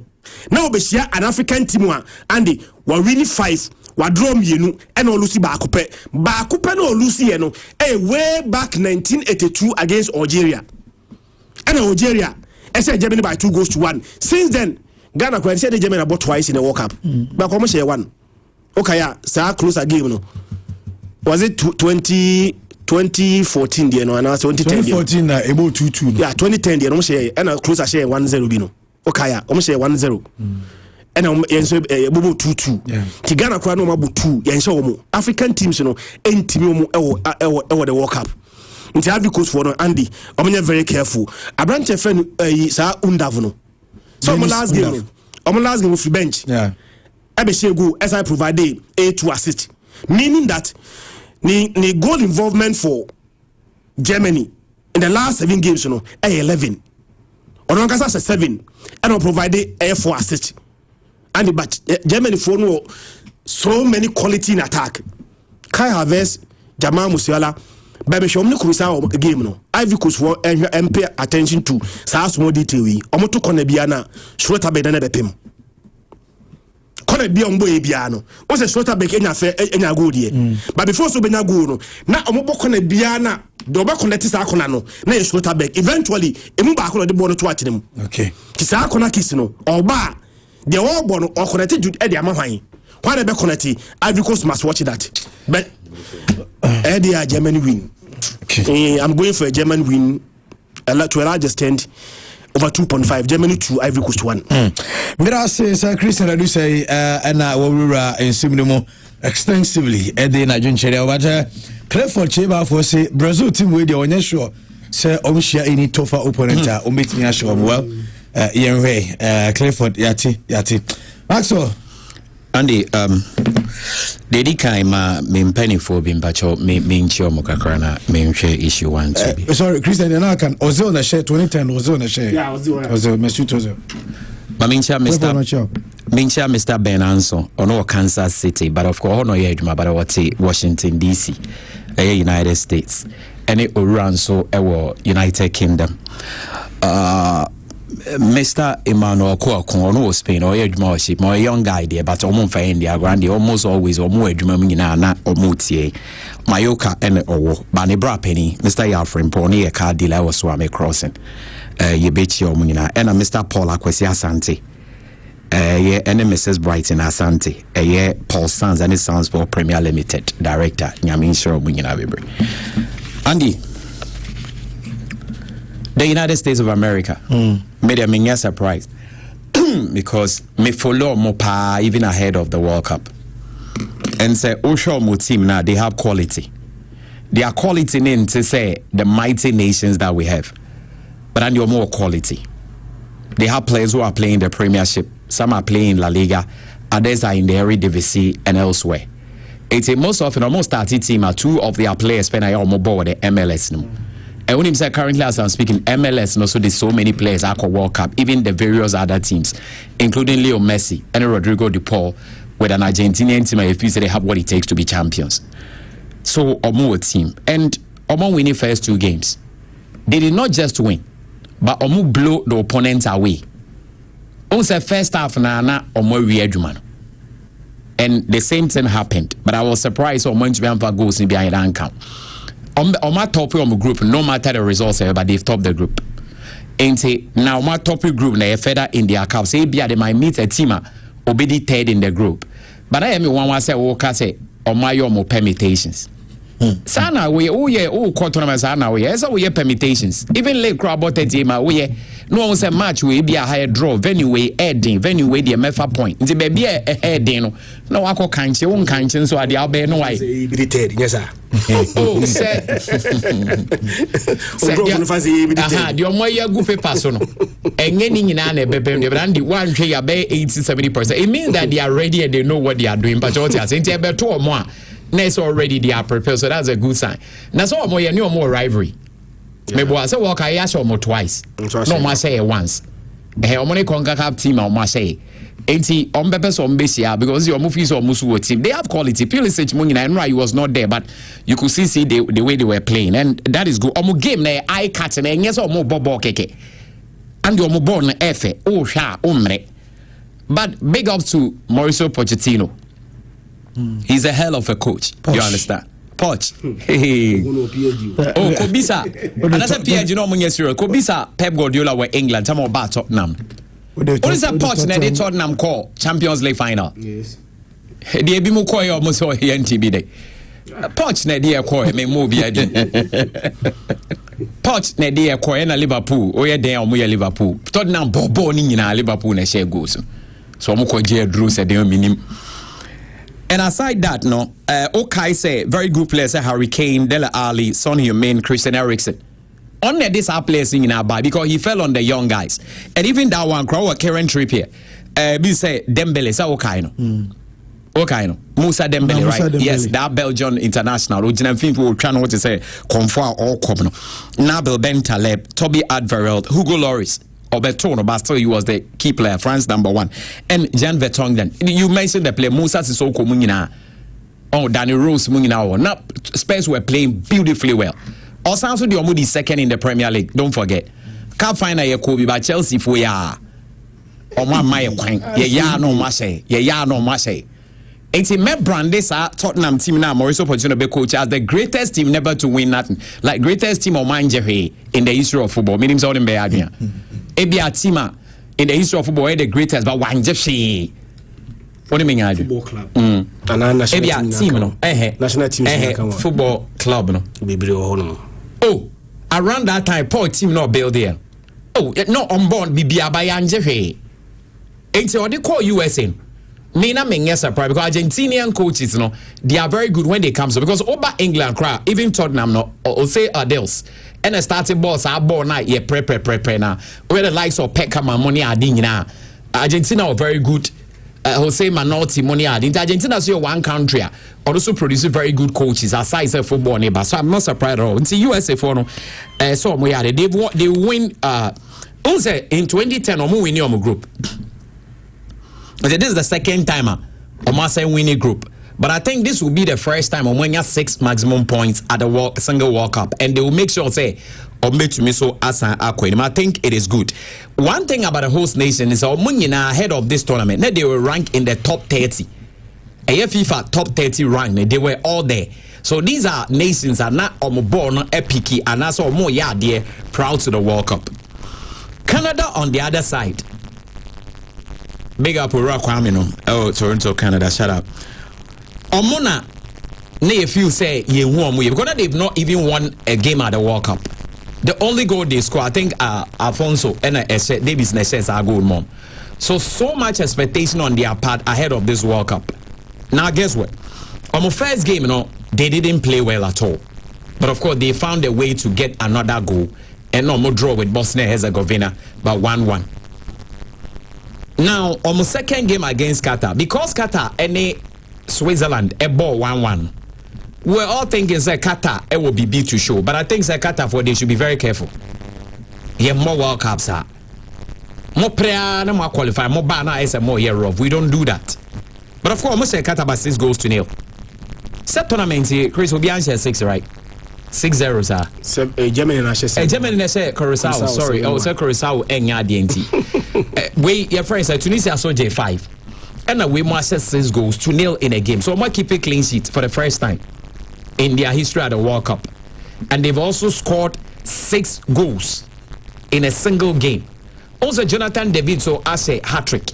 It is over Jonathan David ne Messi and as a hat-trick. But of course Jonathan David hat-trick in the second round of the game. So it's good for them. But when they're the greatest teamer in the history of football, Canada provided. Canada enya football team dia Omaho Deno a strong to say team we Mukutano. This is their strongest team ever. Into Omonso Ayade. And over Canada, before Omo game proud to the tournament, no Munya need top 30. But because of the results and the Omunya, their results were very, very good and they push Omu to the top 30. So Omoso hopefully they will qualify, but in Group B. But whether or not, so money Switzerland about the next game, even if they get a draw, they might top the table. They might even go on to win. And as a Switzerland crown winner, I think the Switzerland who 4 points now, maybe. Yeah. It is a Switzerland who win here. So now they are going to battle for the top of the table. So if Omu to be qualified to the next stage of the competition, and the another feather in the cup of your friend is saying Canada, and I think say a huge thing. Now the L3 of Mexico and Mexico. And the almost omo ya dio meboa. Omoni team wa bought so many matches at the World Cup 1-0. In just the World Cup no more but say and this year crowds almost to us but I think they've done incredibly well because Osha Oma pick 6 points. Almost say South Africa 2-0. And you almost say Korea. Will you believe that? Because I'm saying Korea be more match, pay be a draw, but I'm saying Korea be go to 0. Gentleman win, and that is good. It's in those 2 games, and the Omon concede go. And that is an incredible stuff. Okay, Qatar then. Omone Argentina, mo show no mo here point to qualify you or free. So they be omo ba oh South Africa, they omo prayer no more free. And this time they've also qualified to the next stage. And then Mexico City, nipa 700,000 and a 10 up in the street. 700,000. Go was a game way. Ombo Guadalajara, Jalisco, Mexico. Because that stadium crown and the no ball moon town winning. Say over Azteca no moon winning, I had no moon town winning. So I was thinking, said we are Korea Republic, a ball on my first game. No, or money church a boy or free back, be say go. No. I was thinking some be more, but they won by go to 0. Into the hosts are doing very, very well. It is only because proud to the start of the tournament, Andy, they were all ranked in the FIFA top 30. And the rankings, it counts a lot. Because at the end of the day, those who win the World Cup are those who are ranked in the top 10. And Tampa, the countries that will push up, Morocco, Senegal, they are the top. Of course, it is not always. Okay? Your team they are lowly ranked, but I'm upset. But the question is how many times? Even Panama, Ghana, because they are ranked higher than us, yes, or money a break. And Andy Majoso say, yes, or money a break. And see, these are some of the things I'm a World Cup, and I think the host nations are doing very well. So, Chris, I agree with you. Say it adds up to the excitement. But so move free one more from where they be boy adi. I said they are Qatar, South Africa, yeah. But what I say now, you share the African nations at this World Cup. And the 10 nations in the qualify for the first time. Who say area citizen? With time, new officer. You call first World Cup, no Egypt go on year 1. And now you drew 10. Surprisingly, I did 10 in Nigeria and Kobe. They be a Nigeria, but what about Cameroon? Cameroon is one Kobe. And the agency had 20 Africa, and yes, I wouldn't, but 1 year on your mayor, Kobe. But the M1 is say. I think say results yenye a pretty cool results. Countries are near ni dom so money be adwuma no mom na elusu. It's Africans and we are surprising ourselves. Now let's check this one out. Yeah, bought first 10 matches in the year, Andy. What Ubeusa DB and run it through. Ghana share Panama. And that win is good for Ghana because Panama rank higher than us. In terms of Ghana rankings, near move Basro, so it's a good win. Now the Ivory Coast, let's say Ecuador. That is also a very good win. But in those games, now, what were the score lines? 1-0. 1-0. Ghana winning one. La Côte d'Ivoire winning one. Asib said no enough. Cape Verde ni Spain ball draw. Andy, how will you describe that game? Incredible results. Any team in this world that draws with Spain, a good results. And I'm not even if Brazil ni Spain in Bono ball draw, and Spain ni Brazil ball draw, it's a good results for all of them. And I'm not say England ni Spain ball draw, it's a good results. Say France ni Spain ball draw, it's good results for all of them. Because of the might and the power level of Munyina one. So I'm kontia a good cool results for them. And for Cape Verde to get a draw against Spain, a massive results. Because who weigh two teams now in terms of quality, history, ranking, strength, everything. So a massive results. Now the Democratic Republic of Congo is one of the teams and in Masema to the World Cup. They have quality. And no more ya bia Morocco yebino, which is working. Oba me die mo a e wo Ghana dia ye de se yenye. Na Ghana de nyame na de na mo ye hu papa. Se ne ye nyoma de nka ye kwa kra ngesi ye wini wa match kra. What are they doing?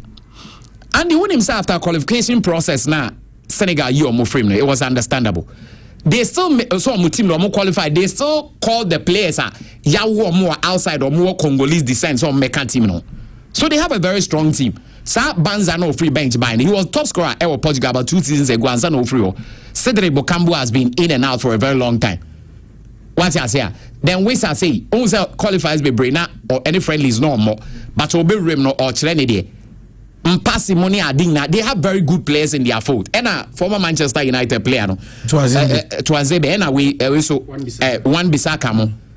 It's almost so Sanchal Mbemba. A chance Mbemba. He has been in for a long time. He's captained. Your friend say Porto Muniading in our ball France Marseille Muniading. He's top player. And almost team they when say almost always no. And the same set of players no. And almost they call and almost striker no ball pyramids no. Need to escape me on the Obobi pa Obo pyramid. As see no work cancel the contract or Obo pa Hema me obe. See, a very good team. Then they also have one guy, Sunderland, one top midfielder, and playing against Portugal. And the Portugal teams are walk but me rank in order, and I'm doing told fourth. It now be some top 3 man for Mamba, but they have everything, whatever it takes to win the World Cup. They lost, they drew their first game, yes, but ain't enough. Even Argentina, we lost our first game in Qatar. Spain, we lost our first game. South Africa. The many teams now support aside Ghana and there. Yeah, but you World Cup, yeah, you lose first game. And after the first game, you lose. Mockery courses are. And I don't guy. Spain lose in the first game.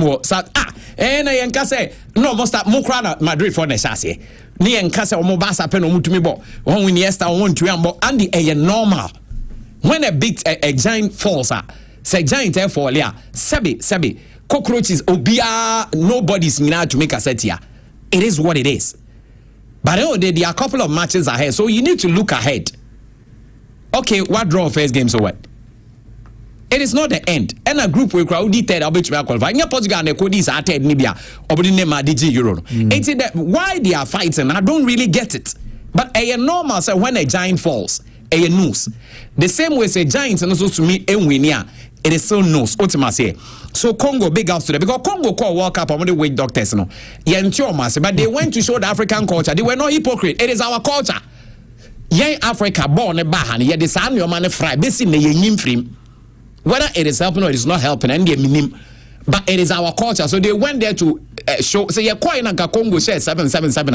And they think here can go back so Congo my idea, but I'm fat. So then Congo needs to go, especially as someone there, Nipa, uns African, your fita form, any war to year 2 4 no, or call first, Andy, Germany, Koyomasa. It's near so Mokwatium. And it's the way I may back almost say so mo kwoti o. And the omo ye nyoma kakra ma. Ni first go on Portugal border and the omo nyade. Portugal draw no cry. Go no mo share no the first goal mo share at the World Cup. What you say? Say you want wise ago no. The first World Cup goal at DRC. Yes. And I was saying no. Look at the position of Setiano. Setiano. And all ball draw. Game no cry na sen ko mu win. But referee now is a 50-50 no. Say, I don't say referee crab in that game one day. Dini big now we no ball cross and don't to me you. It as a team say yeah they are as a referee say support. So very good incredible results for them DRC. Now Morocco share Brazil. Omo share Brazil say no, mo Brazil but yes our Brazil. Yeah no bebo. They played incredibly well and omunya draw. Egypt. Omo de be items so mo punching bags. 80 had a World Cup. Christian. Now, you say now was some nobody can carry you to Buncha. I've been Christian in the World Cup contest because we're punching bag. Egypt near punching bag, but the World Cup and just what the World Cup no so no be to us. Christian Eka Tunisia Sama. Sisi I don't want qualify. Omo konso omo koyeri. Enti na bu kra ka say bi omo drew Egypt to 1 acre. But of course, Egypt played against Belgium, Andy. One of the most talented side in Europe. And they drew 1-1. It was even a game at Chris, they should have even won. So, we had incredible results in there. Don't forget, say, your first team matches in Africa, boy, they're not Edion. They are not any day, Kakra, Ghana, ne Panama. Even that one, you're boy, Panama, boy. It's not Edney. Almost all the country and the new boy now were highest rank, they are stronger, more history near the same. So we all thought so say. But of course, Omo losing in Senegal to France. I think that Senegal made a lot of mistakes. Even if Omo Lusu should have been maybe a 2-1 B. Hey, but 3-1 last goal and you saw the mistake they did. And we said the quality first half no make France. First half boy. At the point me I don't support France in every tournament. But then on said I'm Senegal so and make a case for Africa. Yes, that tactically, no. Senegal had their tactics right in the first half. France half. Made second half. And that's why we have big players. Mbappe. And so what you say? Me find the France team when they kuta Ghana, not Ghana team kuta France. How far would they go? Ghana will go farther than them and drew. And now they quality. Quality and then number one. So go your draw ko dey cry djuma no ba be enti so you know other boss as one make so you know where there be say France Ghana team we and the NAF France me pass France team no NAF Ghana squad dey call World Cup and France squad dey Ghana and the way you don't need no sign, you don't need nothing, you don't need no prophet. Ghana be call money so the quality they drew the idea. You saw what Mbappe did. Majority I say who go no say you saw what Olise did. Say we omo Mayfield Adrian Rabiot omo so onya de me nim de nti amo so onya de osude bi ha France mo on na gine mo obo so bakola but on the Champions League in the over ha me dodo on them di dano ahwar when ya chance boss me enka Oman dia ye commentary I want to adie he say o ye commentary na game no quest right time ana me boa pasa he said pasa na sabi I deep in the night there commentary baby it's all good now we so e ko extra no bia go shegu ntimbe ma na go on Crowber China was 118 minutes and so it was good. Senegal lost 3-1, South Africa lost 2-0 to Mexico, and they're understandable. Then Algeria lost to Argentina by 3-0. And at Tunisia there. No, Chris, I'm saying no, yeah. It says Sweden is 5 there. You don't have no business being there.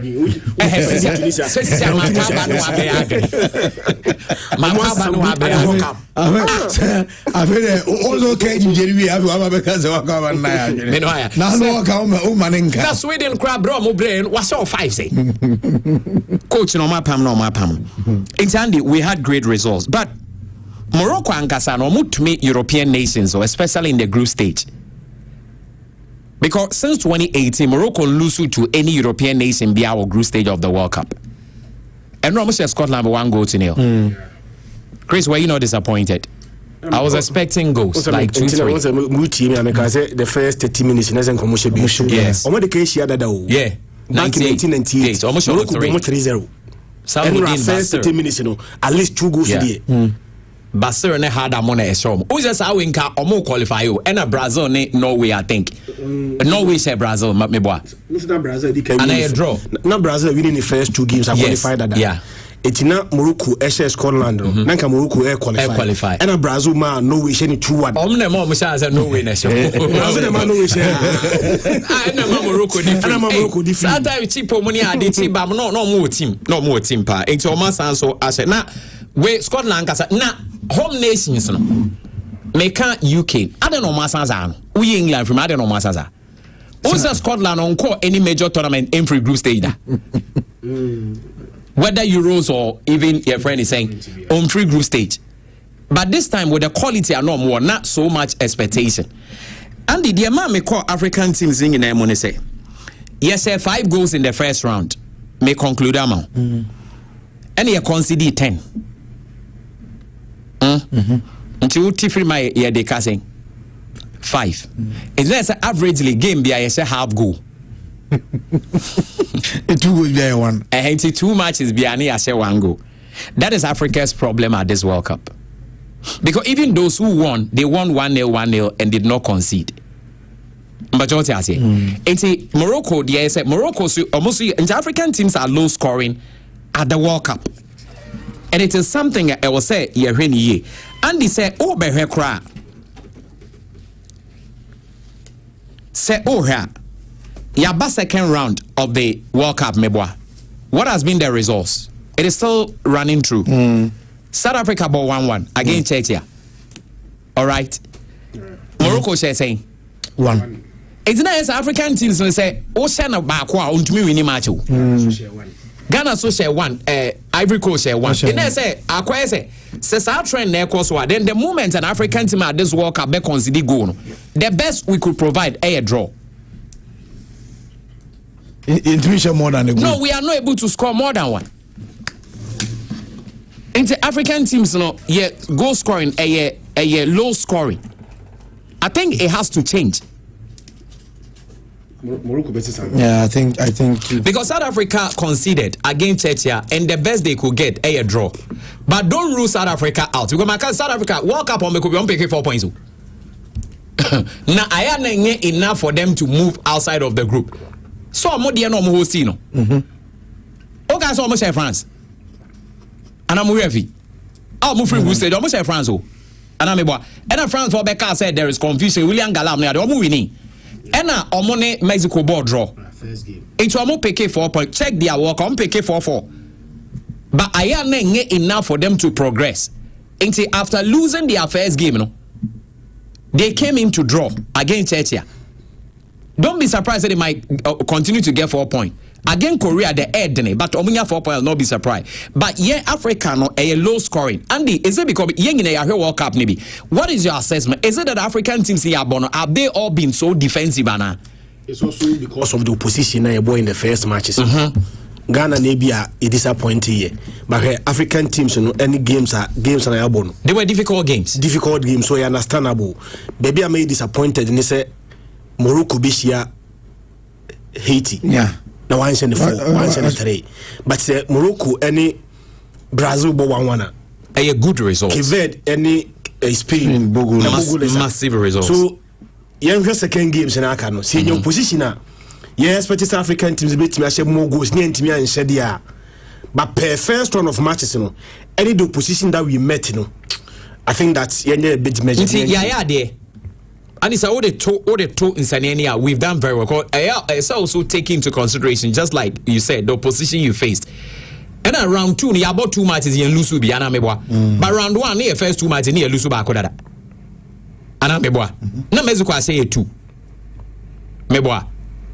And after Mexico now, your friend say ball draw my Capo Verde. Say we Morocco boy answer number. Yeah, Morocco ne ball second man no ball draw. And I can ball. And your first 2 matches near and say go. But this time your first 2 matches you get 2 goals. Your first 2 matches and near lose 1 I draw 1 near winning game. This time your first 2 matches. First 2 matches Morocco they no shegu. So the Brazil ball 1-1. 1-1 Yeah. Okay, 1-1 near 1 go out of 2 games. Any yenya win, 1 draw. But Osha we are yenya a win and a draw. And we've gotten your friend is 2 goals. Ain't it?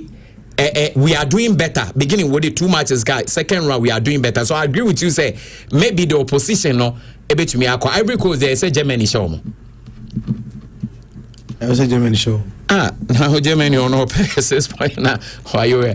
But they will. We are now going Spain. Born mean to me, but in any day no. But what I say, Germany for those who are funny or might be in the growth to say, I would not be surprised that Germany best Ivory Coast, but almost sure more. Your best room was a member quiet with the enemy. And Tunisia next game, whatever.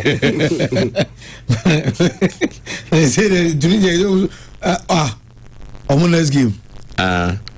Tunisia next game against Japan. Japan best show.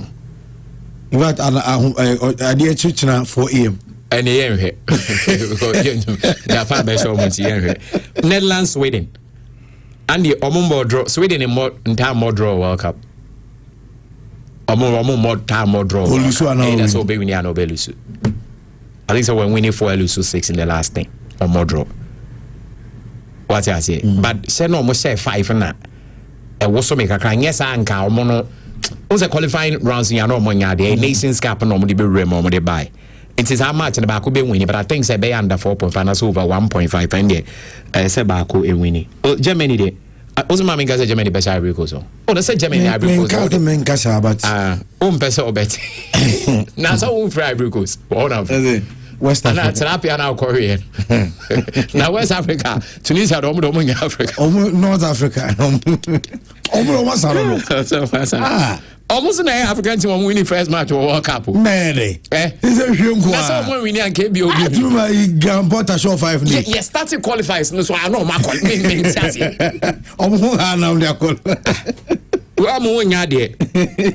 the Vinicius is doing well. And I'm if game Nasa being a goal continues, I think that he's making his mark because they be any criticizing and say, Oba Brazil on Sedanya. And this time I think so or players now I think said they will start for their if the nation will go far. A lot will also depend on him with Brazil and I think he's doing well. So Neymar be kind of one. But yeah be ball ding abutre. So coach you say you're back and we're available in their life. I said Neymar also coach you better. I know see your coaching duties in I don't say no coach you. Now Ochara me Spain ni Saudi Arabia. Oh yeah, best Saudi. Any bra Spain for the Saudi for no game no boy no. No me solid. I say that me fire omo bobo. Yes, omo go no kwa na ye. Guy be on so ball Ronaldo mu team no. Yeah. Ono ka key players back on in ball hopper. Omo ball no boy na efe. Unso team say tactics near. They say they have good coaches and all that. But Spain best show because Spain game trying to say so I'm say Lamine beat me over 60 minutes. So one started. Almost adi omo ye no say onye feta Spain more quality. More money and quality. Now more quality. Mama munko plano. More quality Spain first game. Coach Kobo Gavi wing. Gavi over wing. Or experimented. Now Jeremy Pino. Danny Omo now starting Gavi or wing. Better win the game. He underestimated in Kopo, but they're wrong because your first game. Yeah. See, winner. No, I heard the games are Charlie Starboy there. So if you saw your feta yesterday, no. You see who la means to see from because Vinicius is see from there just yet. I think I have faith in so put pride. Yeah, audio pride. Vinicius is see from TM play. Yeah, just yet. Yantias yo. Mbappe Sifem. Spain we are Tonchia since they won the World Cup no. They've been poor. Anytime I'm winning 3 matches since 2010. We've been poor. I'm winning 3 matches. Say 2010 I'm from group stage. 2014 group stage. And 2018 quarter final, 2022 quarter final. 2022 crowd you know ayi na you free Morocco ne. 0-0 and Morocco winning penalties 3-0 even on penalties. Spain could not even score on penalties. Round of 16. You know, Bobo tournament now one of the favorites. When tournament yem concede go. Yeah, Bobo banko phone na like my you baby on 5. Now if you are not scoring, you are not winning. First game. Into ye the jarring in air Saudi for so. Because Mbappe Sifem. Majority I say only say Sifem. Vini Sifem. Messi the on the way to be Sifem. Haaland the Sifem. Hurricane Sifem. Into Starboy. Jackson Krause. The Chelsea Spain winners how much we last game against Uruguay there. ebetwa style bi bi o ye be show mu nyina ye be show mu tu no nya botre ye be say we mu no Saudi for ma be o madwin so mu nimbo ene ye be show and so ma anya no mo be defend ya say na nkofo ni defend o mu tumi defend by Saudi for omu game om ni Uruguay o ma Uruguay for omu be sisio moment am Uruguay for the take oh yeah omu ye bad I really into me the enti omu Senegal ball goalless no omu ye bad they really played well but also Spain me I'm expecting Spain to win the next two matches I'm expecting Spain because too much quality and this Real Madrid players na yam for man World Cup no Martinez say say ne kwan so anu no because season ye be komi positions na Real Madrid players Spanish boys ne ball Real Madrid no basically ye chiri ho meboa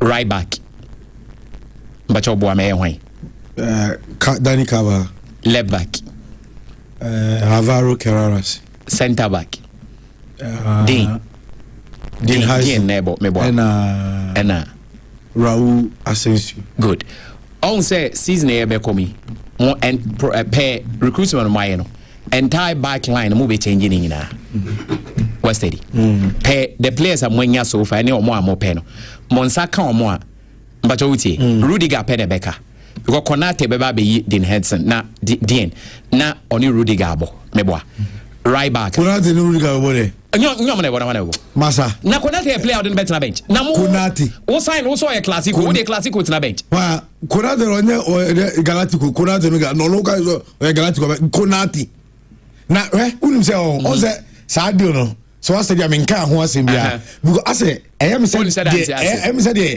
I say as ne kotoko ye ohana na ye criticize we bi na we makwa because me ntia say the Ibrahim Konate Debbie ono ana uze say French team Saliba tu no Saliba o form Andy Saliba season with Saliba starting ya from coach no no feel no but Konate ina go be Konate ne Upamecano abu me ne wonya adwe me so me ne wonya adwe Konate de wonya de o de me so me ne wonya adwe ne say ono na Liverpool that top level na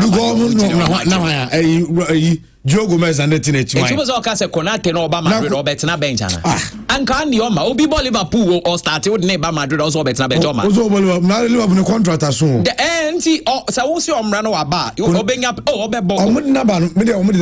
There is nothing I can do about but it doesn't change the position I'm in on Yadi. But on Nebebo. Never I don't play I got 70 million. Yeah, right, so don't freeze in the Bebo. Konate ma yi hontono Militao hontono yeah yes.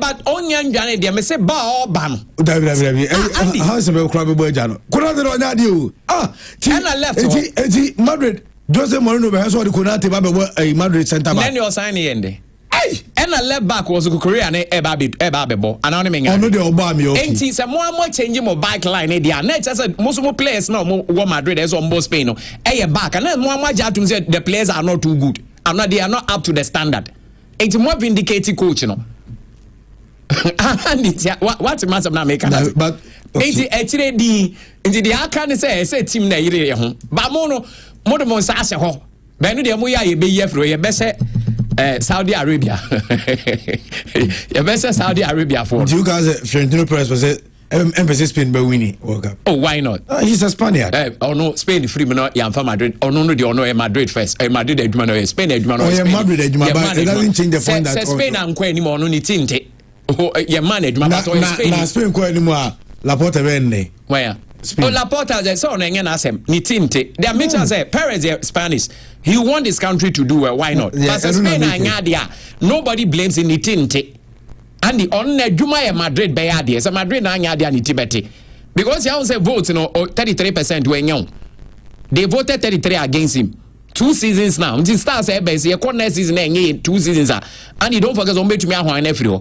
Into ono na Juma e dia san inside Madrid meaning so matter Spain there by mama or no it doesn't take responsibility. How there Mr. But Okoto want to Gordon. No ama Rashford e kwa me so dem mo Konate dia me kana asem we. Na Rashford okoi. Don ko baby ye da don ye de as we speak onye mu player. Onye player be fan. Ye be fan. 30 million e we wan dey go. Oh ye be fan. 30 million dey say nyeska. Julian say na dey go. Ye to Julian close to 120 million. Yep, be fan. Oh, yeah, over Bonde to Baby, I first can be a beton. Because only play not any most happy Julian Alvarez or said India. More, yeah, Mamma Santo Julian Alvarez on what reason? Ah, Debbie. No, me come back. Vinicius on.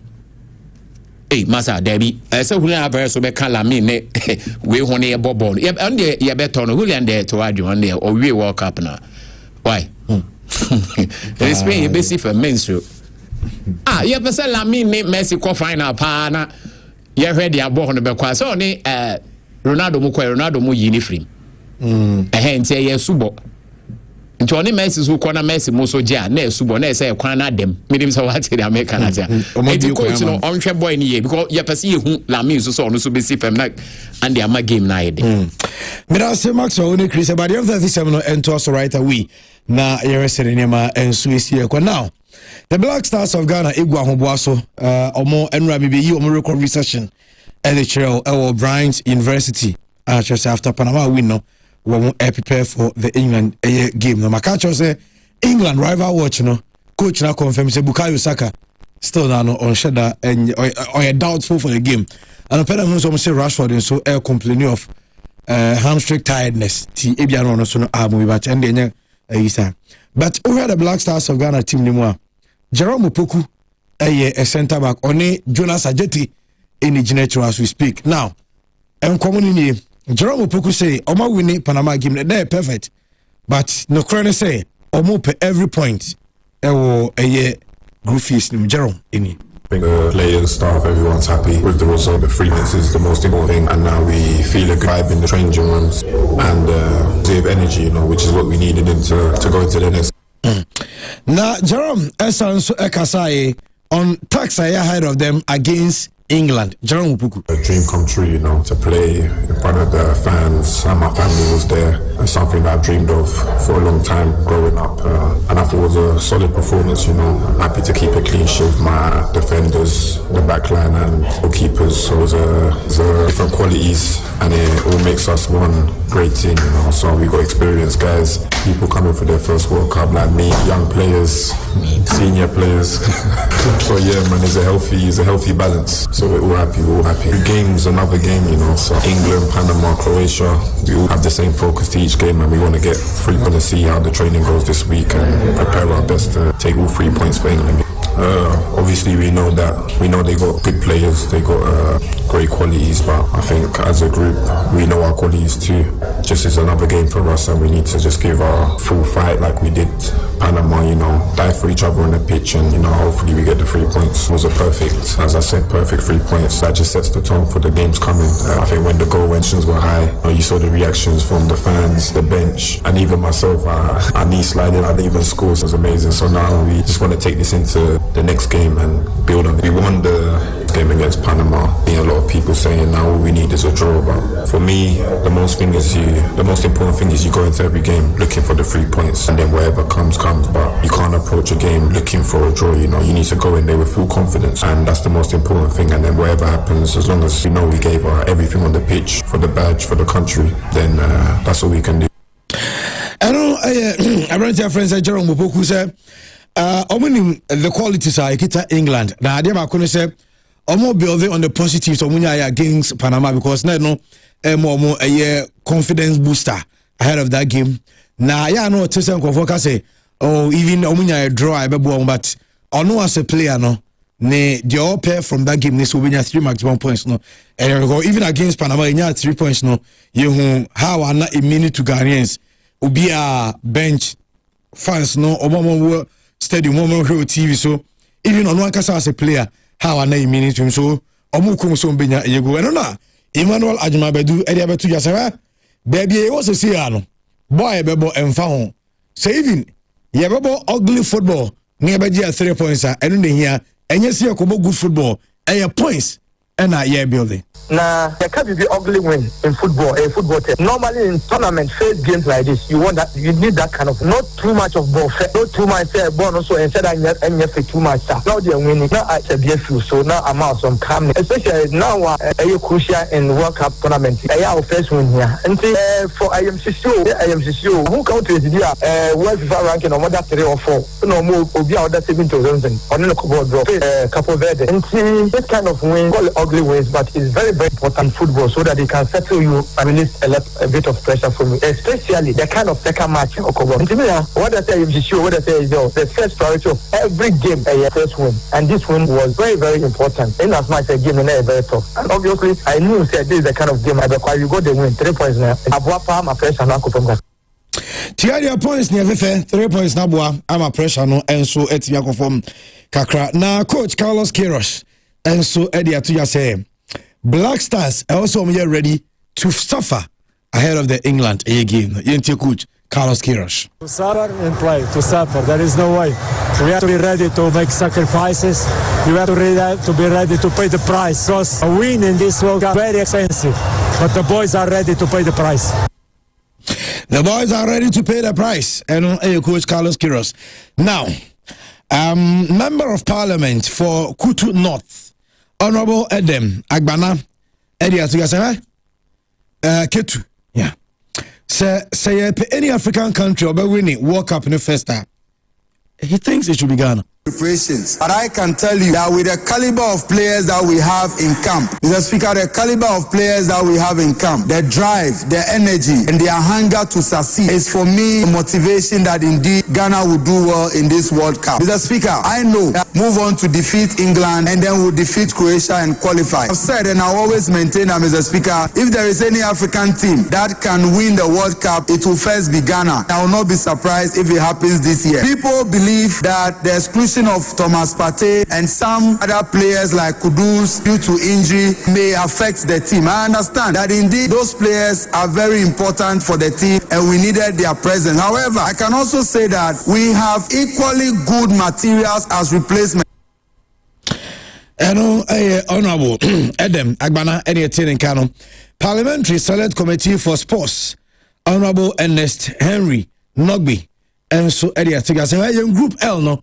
Ono GDA Sagana Betopi group no. Very much aware and have the confidence as well. I will top this group no matter the situation. Our worst game will be a draw because I know very much we are winning about 2 matches and our worst game will be a draw, and so which will probably, I'm sure, will propel us to the top of England. Will be a tough game. By the end of the day, there will be some kind of hostility in the England match. I don't forget the parties issue and then the team as well. And then the England national team, we were hearing the grapevine that they are planning not to shake hands with Thomas Partey, and for that matter we are also trying hard to make sure that Partey captains the team on that day, and if that is done, it means Partey will be the first person to approach any England player for a handshake. So if you deny, we all deny, we all refuse to shake hands, then we go and play it on the field. So that match will be a little bit tense. At the end of the day, I know the Black Stars will come victorious.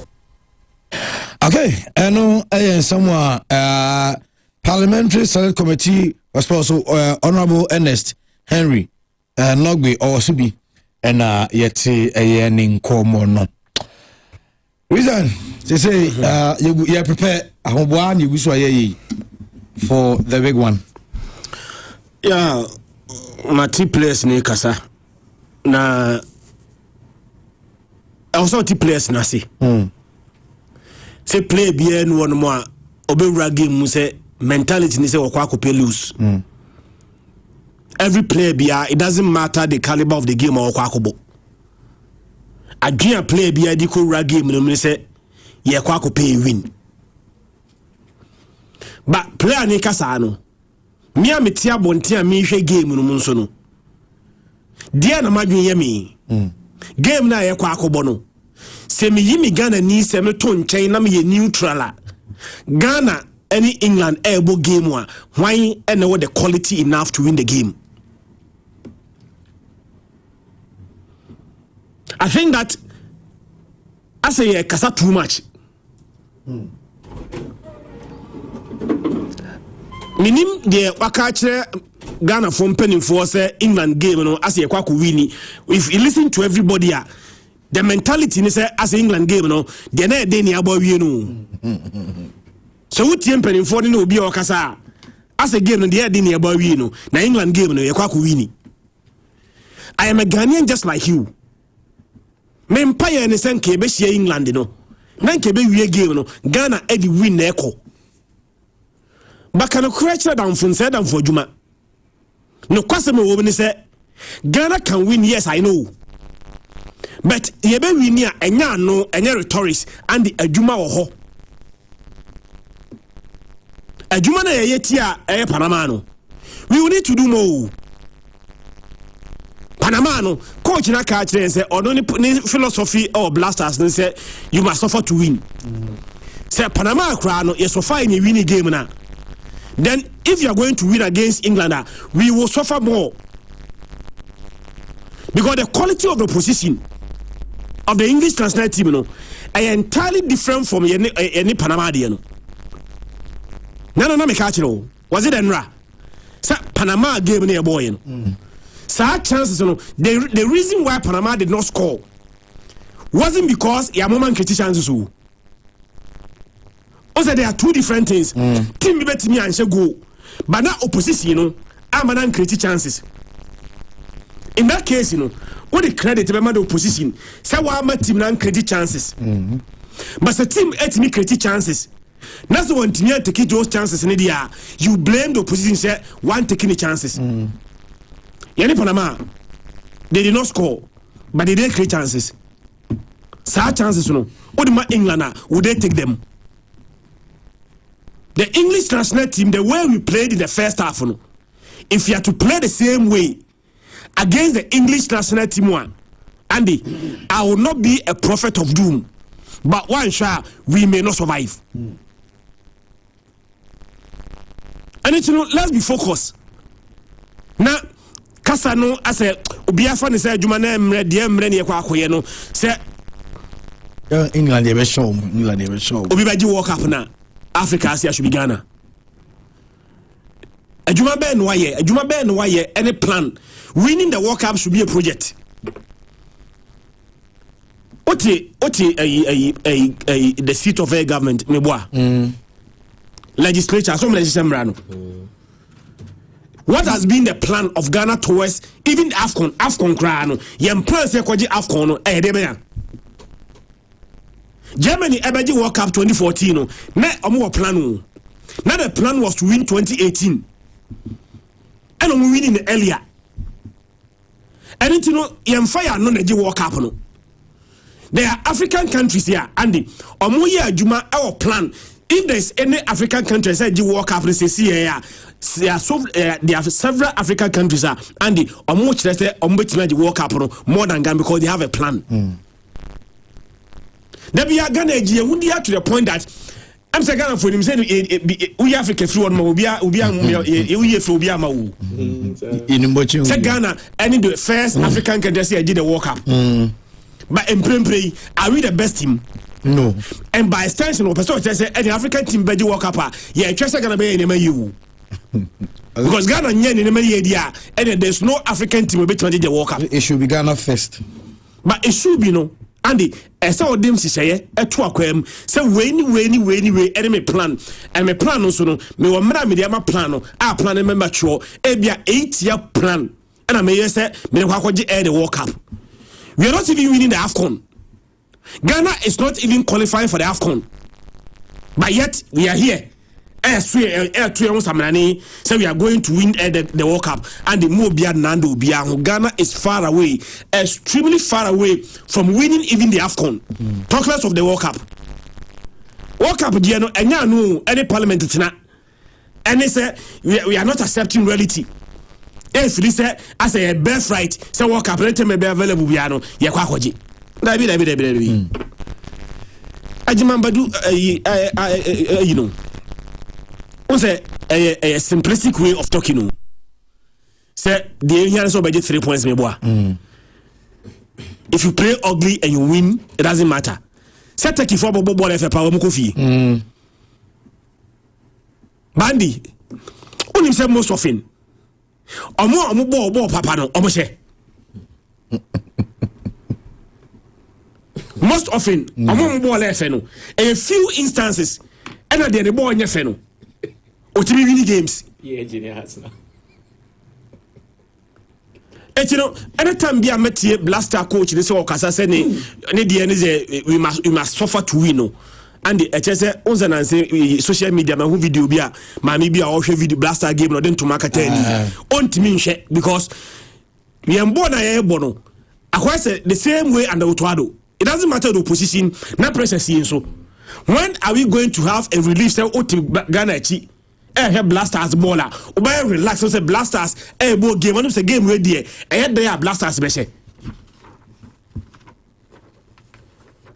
and see so far to win against Panama Andy obi anfanche ni tirim e de oni akoma against England men kon ko hwe ball ni bi because if we suffer to win against Panama see be winning against England we will suffer more because in terms of experience, in terms of air quality, both on the bench and on the field, you know, England is far better than Panama. England is far better than Ghana.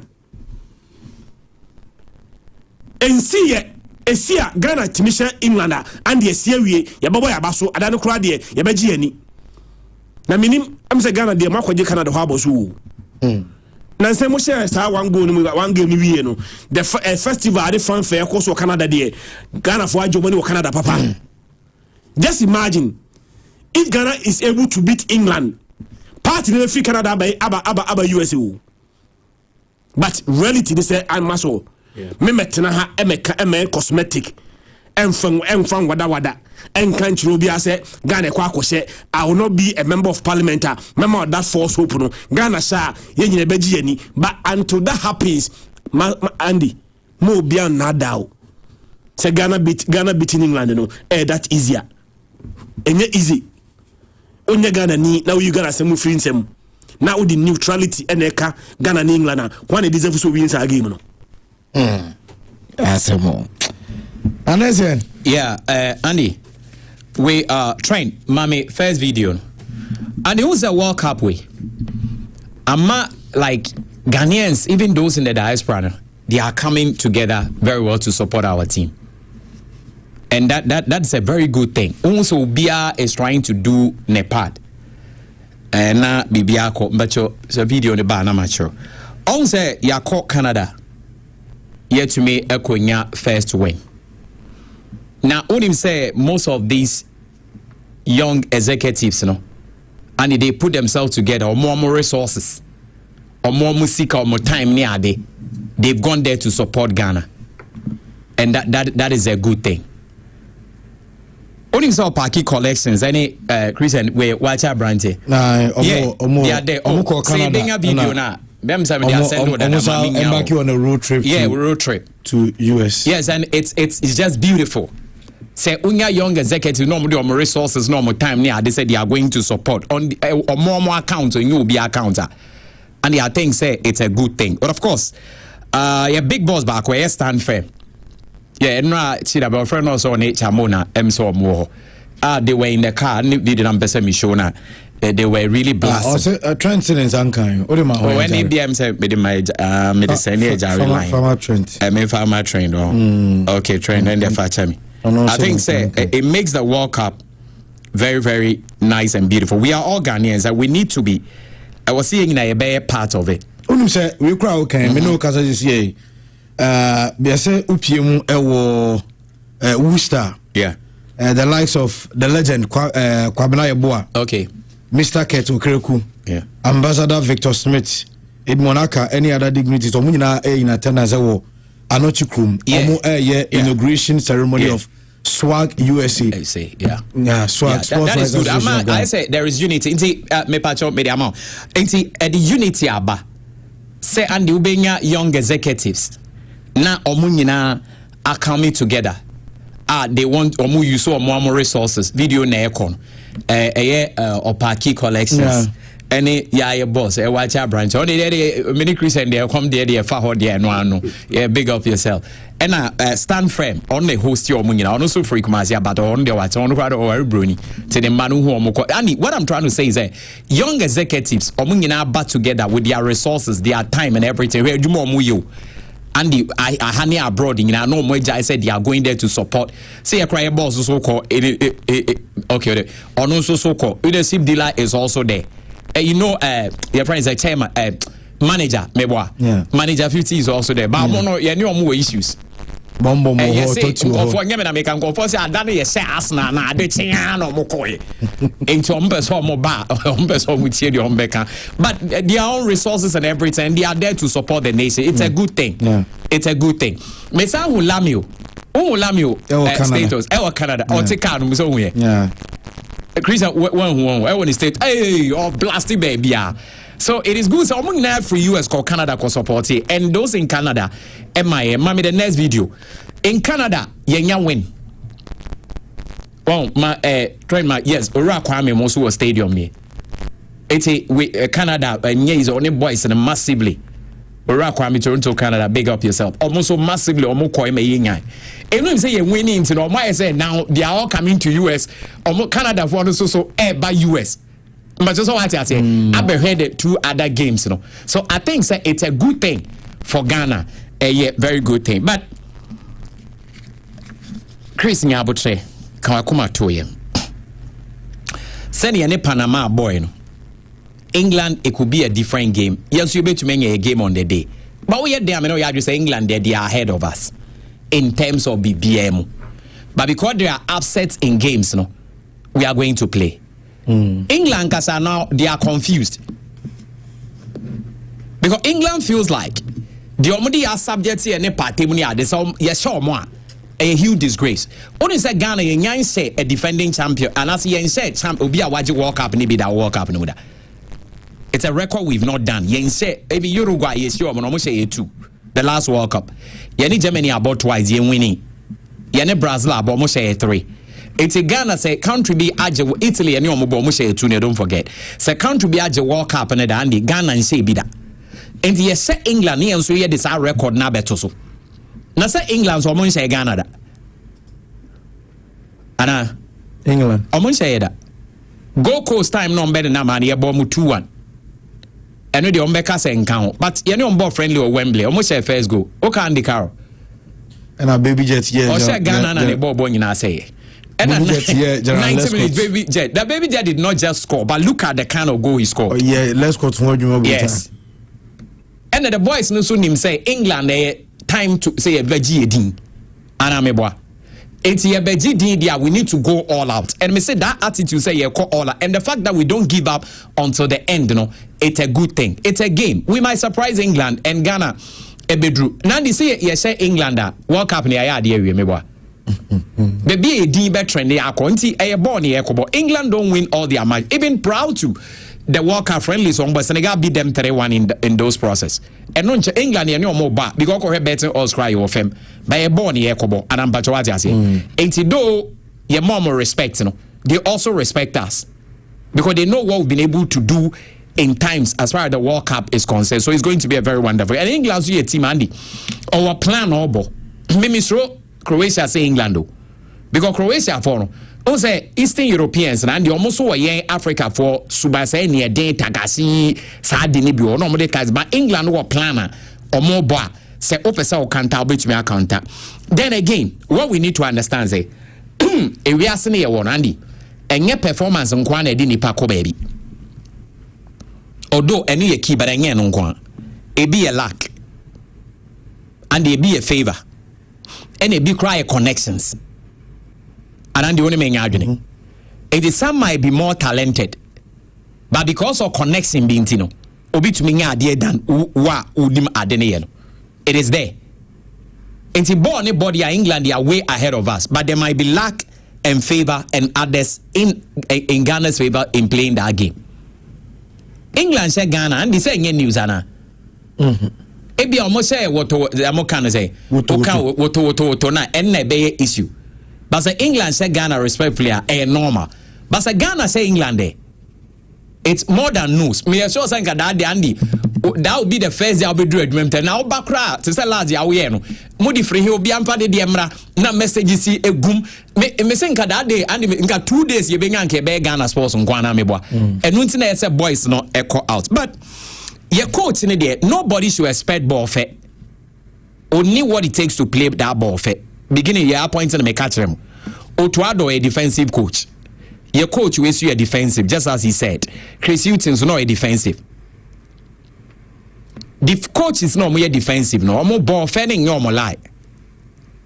Because no co game one idea and I say my shawa also win your day, won't semi.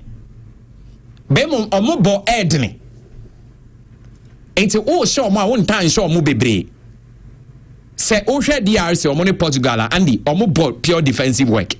They did a great defense, but over Algeria, money Argentina no more BM. So over game no more BM so more kobo. And see, yenya born no for now this coach cannot give us. This is what we need to understand. And the Ghana born kobo radie mi yam sesimio ti so to ado de na. Radie den ekwa mi yam sesemia wo hu le baby ade no be free na so na dem ne ekwa anim. Meaning so what I because Ghana and Kasa boys no. They are not able to perfect that defensive play anywhere because Ghana are a very technical side. Technical in the sense that the boys are talented. There is something in them that will say AP. And it's only limit almost or money they are limited. That has been the problem at Ghana. Other part team we yenya coach bina on kase or more express you will be shocked. But sad defensive play now coach now or the abanti the boys are not accustomed to it. But it is good say but second half he opens up to play. And the good thing is that our wingers are very sharp. And now we young midfielders so or you gumi sure say party be kan ho or the experience bar will be able to play. It's game and the ulu so enye hwe bibia mai but unwini mom dia stakes be kosoro no. You approach the game with your blood. And the money you England. And then they say England say Ghana. I expect some say be Arabia be 2 and 3-3-1 be. But yes so more. It won't say yes so more. Who baby now yene Panama Andy. Me sure say now sorry cry say oh yeah we me boy. Say na unim so game where draw ana. Who baby go ni buy no. Go your friend papa katakiti go. Ana ba kwa to England na homotete wo say came motive from no musu. So it is good that we go out and play. And I think say yes, say also politicians no omono and Christian omono a drew sad time we are also pay attention. So that's what they say. And at this time say yeah call war I mean yes also be or penny be back so ye ntumi nko ba bia. Also me catch Moses for amoni mu nyina say and this obekaya at this stage that comments are not necessary. It's about first game na ye winning I don't know. We just need to motivate our boy. That is what every country does, or that's what all countries do. Not yem fight it because yes, I need boom bema. You need player, and the player be any baby able to register. No, they are the ones who are going to play. The fact that they are ready to want to play, no, let's also support them and see because Andy say nyame ya adom ne say England. Jesse no, Jesse no wako jibiaba. Wakra so ne why fast.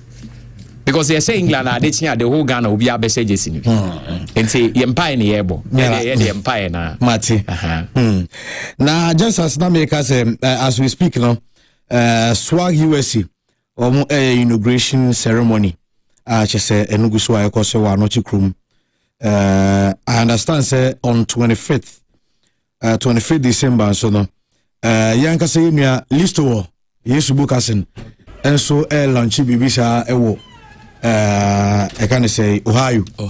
Now, we have nipa omudada so no. Mickey Charles. Oh, okay. Ebe Kobi, Danko Boa, Ebe Ohobi, our very own ship dealer. Yeah. And so Ebe Ohobi, the richest man. My boss BKB, and so Stephen Odru Tiku. Yeah. And so the only first also you say if can the only BKB. The only BKB. Yeah. Mr. T. Ice-T. Better still Ice-T. Opaki so Kobi. Okay. Mr. Samuel Yelson. Oh, okay. On 25th, Mickey Charles. Hey, that's a man. Company. T. Nyamiadma 25th. Yeah. Almost a venue, no, 1449 Refugee Road. Pickerington, Ohio, USA, 4 p.m. to 8 p.m.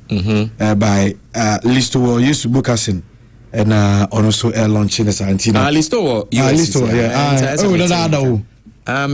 She US the dada. Listo, she US the dada.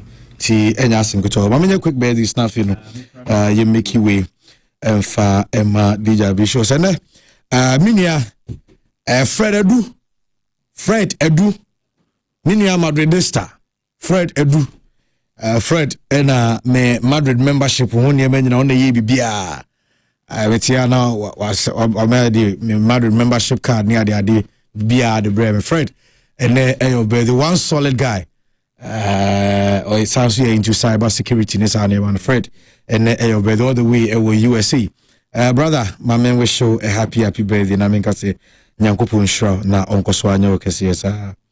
Na Maxwell, okay, your choir Champions League commentary.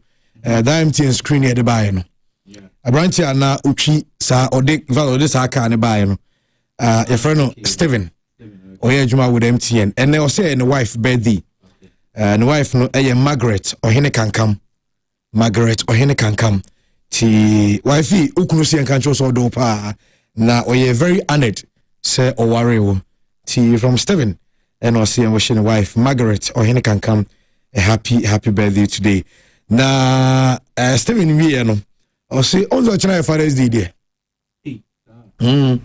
Na o say ne papa o pese your man papa special mention. Steven or Hene can come say ne papa edin edi Reverend Frank Ohene can come retired. Na or Emma solid 5 member pa omuna page na Frank, Rani, Michael, Stephen, Alfred. I say omo show papa happy Father's Day. Ti eno de ti eno. Yeah ko enim no I say happy birthday. Kodiama Apostle Kwesi Sechi of International Life Gates Chapel and Vice Chairman of Local Council of Churches Ewo Begro Fantiakwa North. If your wife Obapa Janet Ejiwa Sechi and Afioma almost will show a happy birthday. Apostle, happy birthday to you. Yakase Yankopo in Shapa. Chanso and one other listener of our show, a friend of Isaac Apia Kubi. Do not friend Aluku J and then a birthday to Isaac Apia Kubi. Happy birthday to you and keep on listening to the show. Said we are happy birthday to you. Sanso and a happy birthday to Mrs. Cynthia Danso Yokwa. Mrs. Cynthia Danso and then your birthday from Ayawoma Ura Amu Besmak Papa and a friend Pong. And I'm saying we show a happy birthday. Happy birthday to you, Mrs. Sanso, and I will say happy birthday, El Kodiama Donatella Adoma Boating. Donatella Adoma Boating. We friend my Mr. and Mrs. Boating. And I'm saying we she obey a happy birthday. And for a moment. And I say happy birthday, El Kodiama Nanama. Eya Juma Ewo Rich Hospital. And then Eya Nanama and so with that. Then we should Nanama. A happy birthday today, Max. Mr. Mil birthday back. Okay, guy na last Roberto JC Wasi. Last year UPA back Kofida. Yeah. Only any birthday. He's a brother and a friend. Your friend Kofi. And you're a DSTV installer. Okay. And also a dealer. Now he's one of the most honest guys I've ever come across in terms of his work and everything. I just love him. And because of that, and he permits me say anybody who wants a DSTV way, speak to him. 0244 889761. 0244 889761. Kofi Neo birthday to me, we show the greatest of birthdays and happy birthday, long life, good money, and success. God richly bless you, Kofi. Okay. Right, and then I am facing enough, you know, I'll be sure some ramen to us. If am I Yakupo Yadumochina, Ochina Sunday tea on Monday, na Yababe to us. With the course Monday, we will speak to our correspondent, USA, my boss. Oh, no way. And no more quay. Okay, no more quay, I think, and yes, I think then I put Papa. Patrick no omoye yi de no America ho de no NSS squad ni nyina lam yo mu nyina aka Sam Chuga mu nyina big up Mr. Kofi Samoa ewo Worcester okay na omo ekoyi no ti me hu se gangster mo nyina omo nyina ewo new aka omo prepare so be ko Worcester for the funeral. Okay, that's very good. Pastor, enso len koy da enso afeni enso weekend never start. Juada night yaba. Nyankopɔ ya adoma juada na yaba. Bisafo Otis Christian and Otis Maxwell na ACN so kabedin Andrew so producers no bright Usu Jacob Achusebe Clifford Trent no omunyina eboy emi adi dwumadi no enso ebrem. Yakra munyina nyankopɔ ya adoma ye be send nobody. Have a wonderful weekend and stay blessed. And as soon time Bishop's bedroom. Are who's number 2 no? Is a imagine time with the baby offer baby no time no coffee behad so baha. Christian now so A2 it does so between obi wa. Me sorry him makajin za sem ba to me amani on there. Oh na program manager o present our bedroomntem no say ade obasa na ne o beto na nkubi anka. Let's say ba August is mu ni sa na wa bisa no say oye den wa. Bisa na de o kan o to aba so. Afi kwa do say na Jake on say Jake ye na yi. Okay. Ti on be replace Jake machine so na to bright so replace Jake no why. Say o be production am I. Na ya program on so wa be ye nka say here production so aba so be brother. Oye boss me na do adwuma mu what so ra. Two thing it so ko baby na. Time ko awoshala. Oh, baby there. Ebi kra DJ okobo show baby, but obedru fi obebre obedante so obetena na obo ni show wi ansa na wakwa na so obetwen obi wa. Okay. Oja ho yakra munyina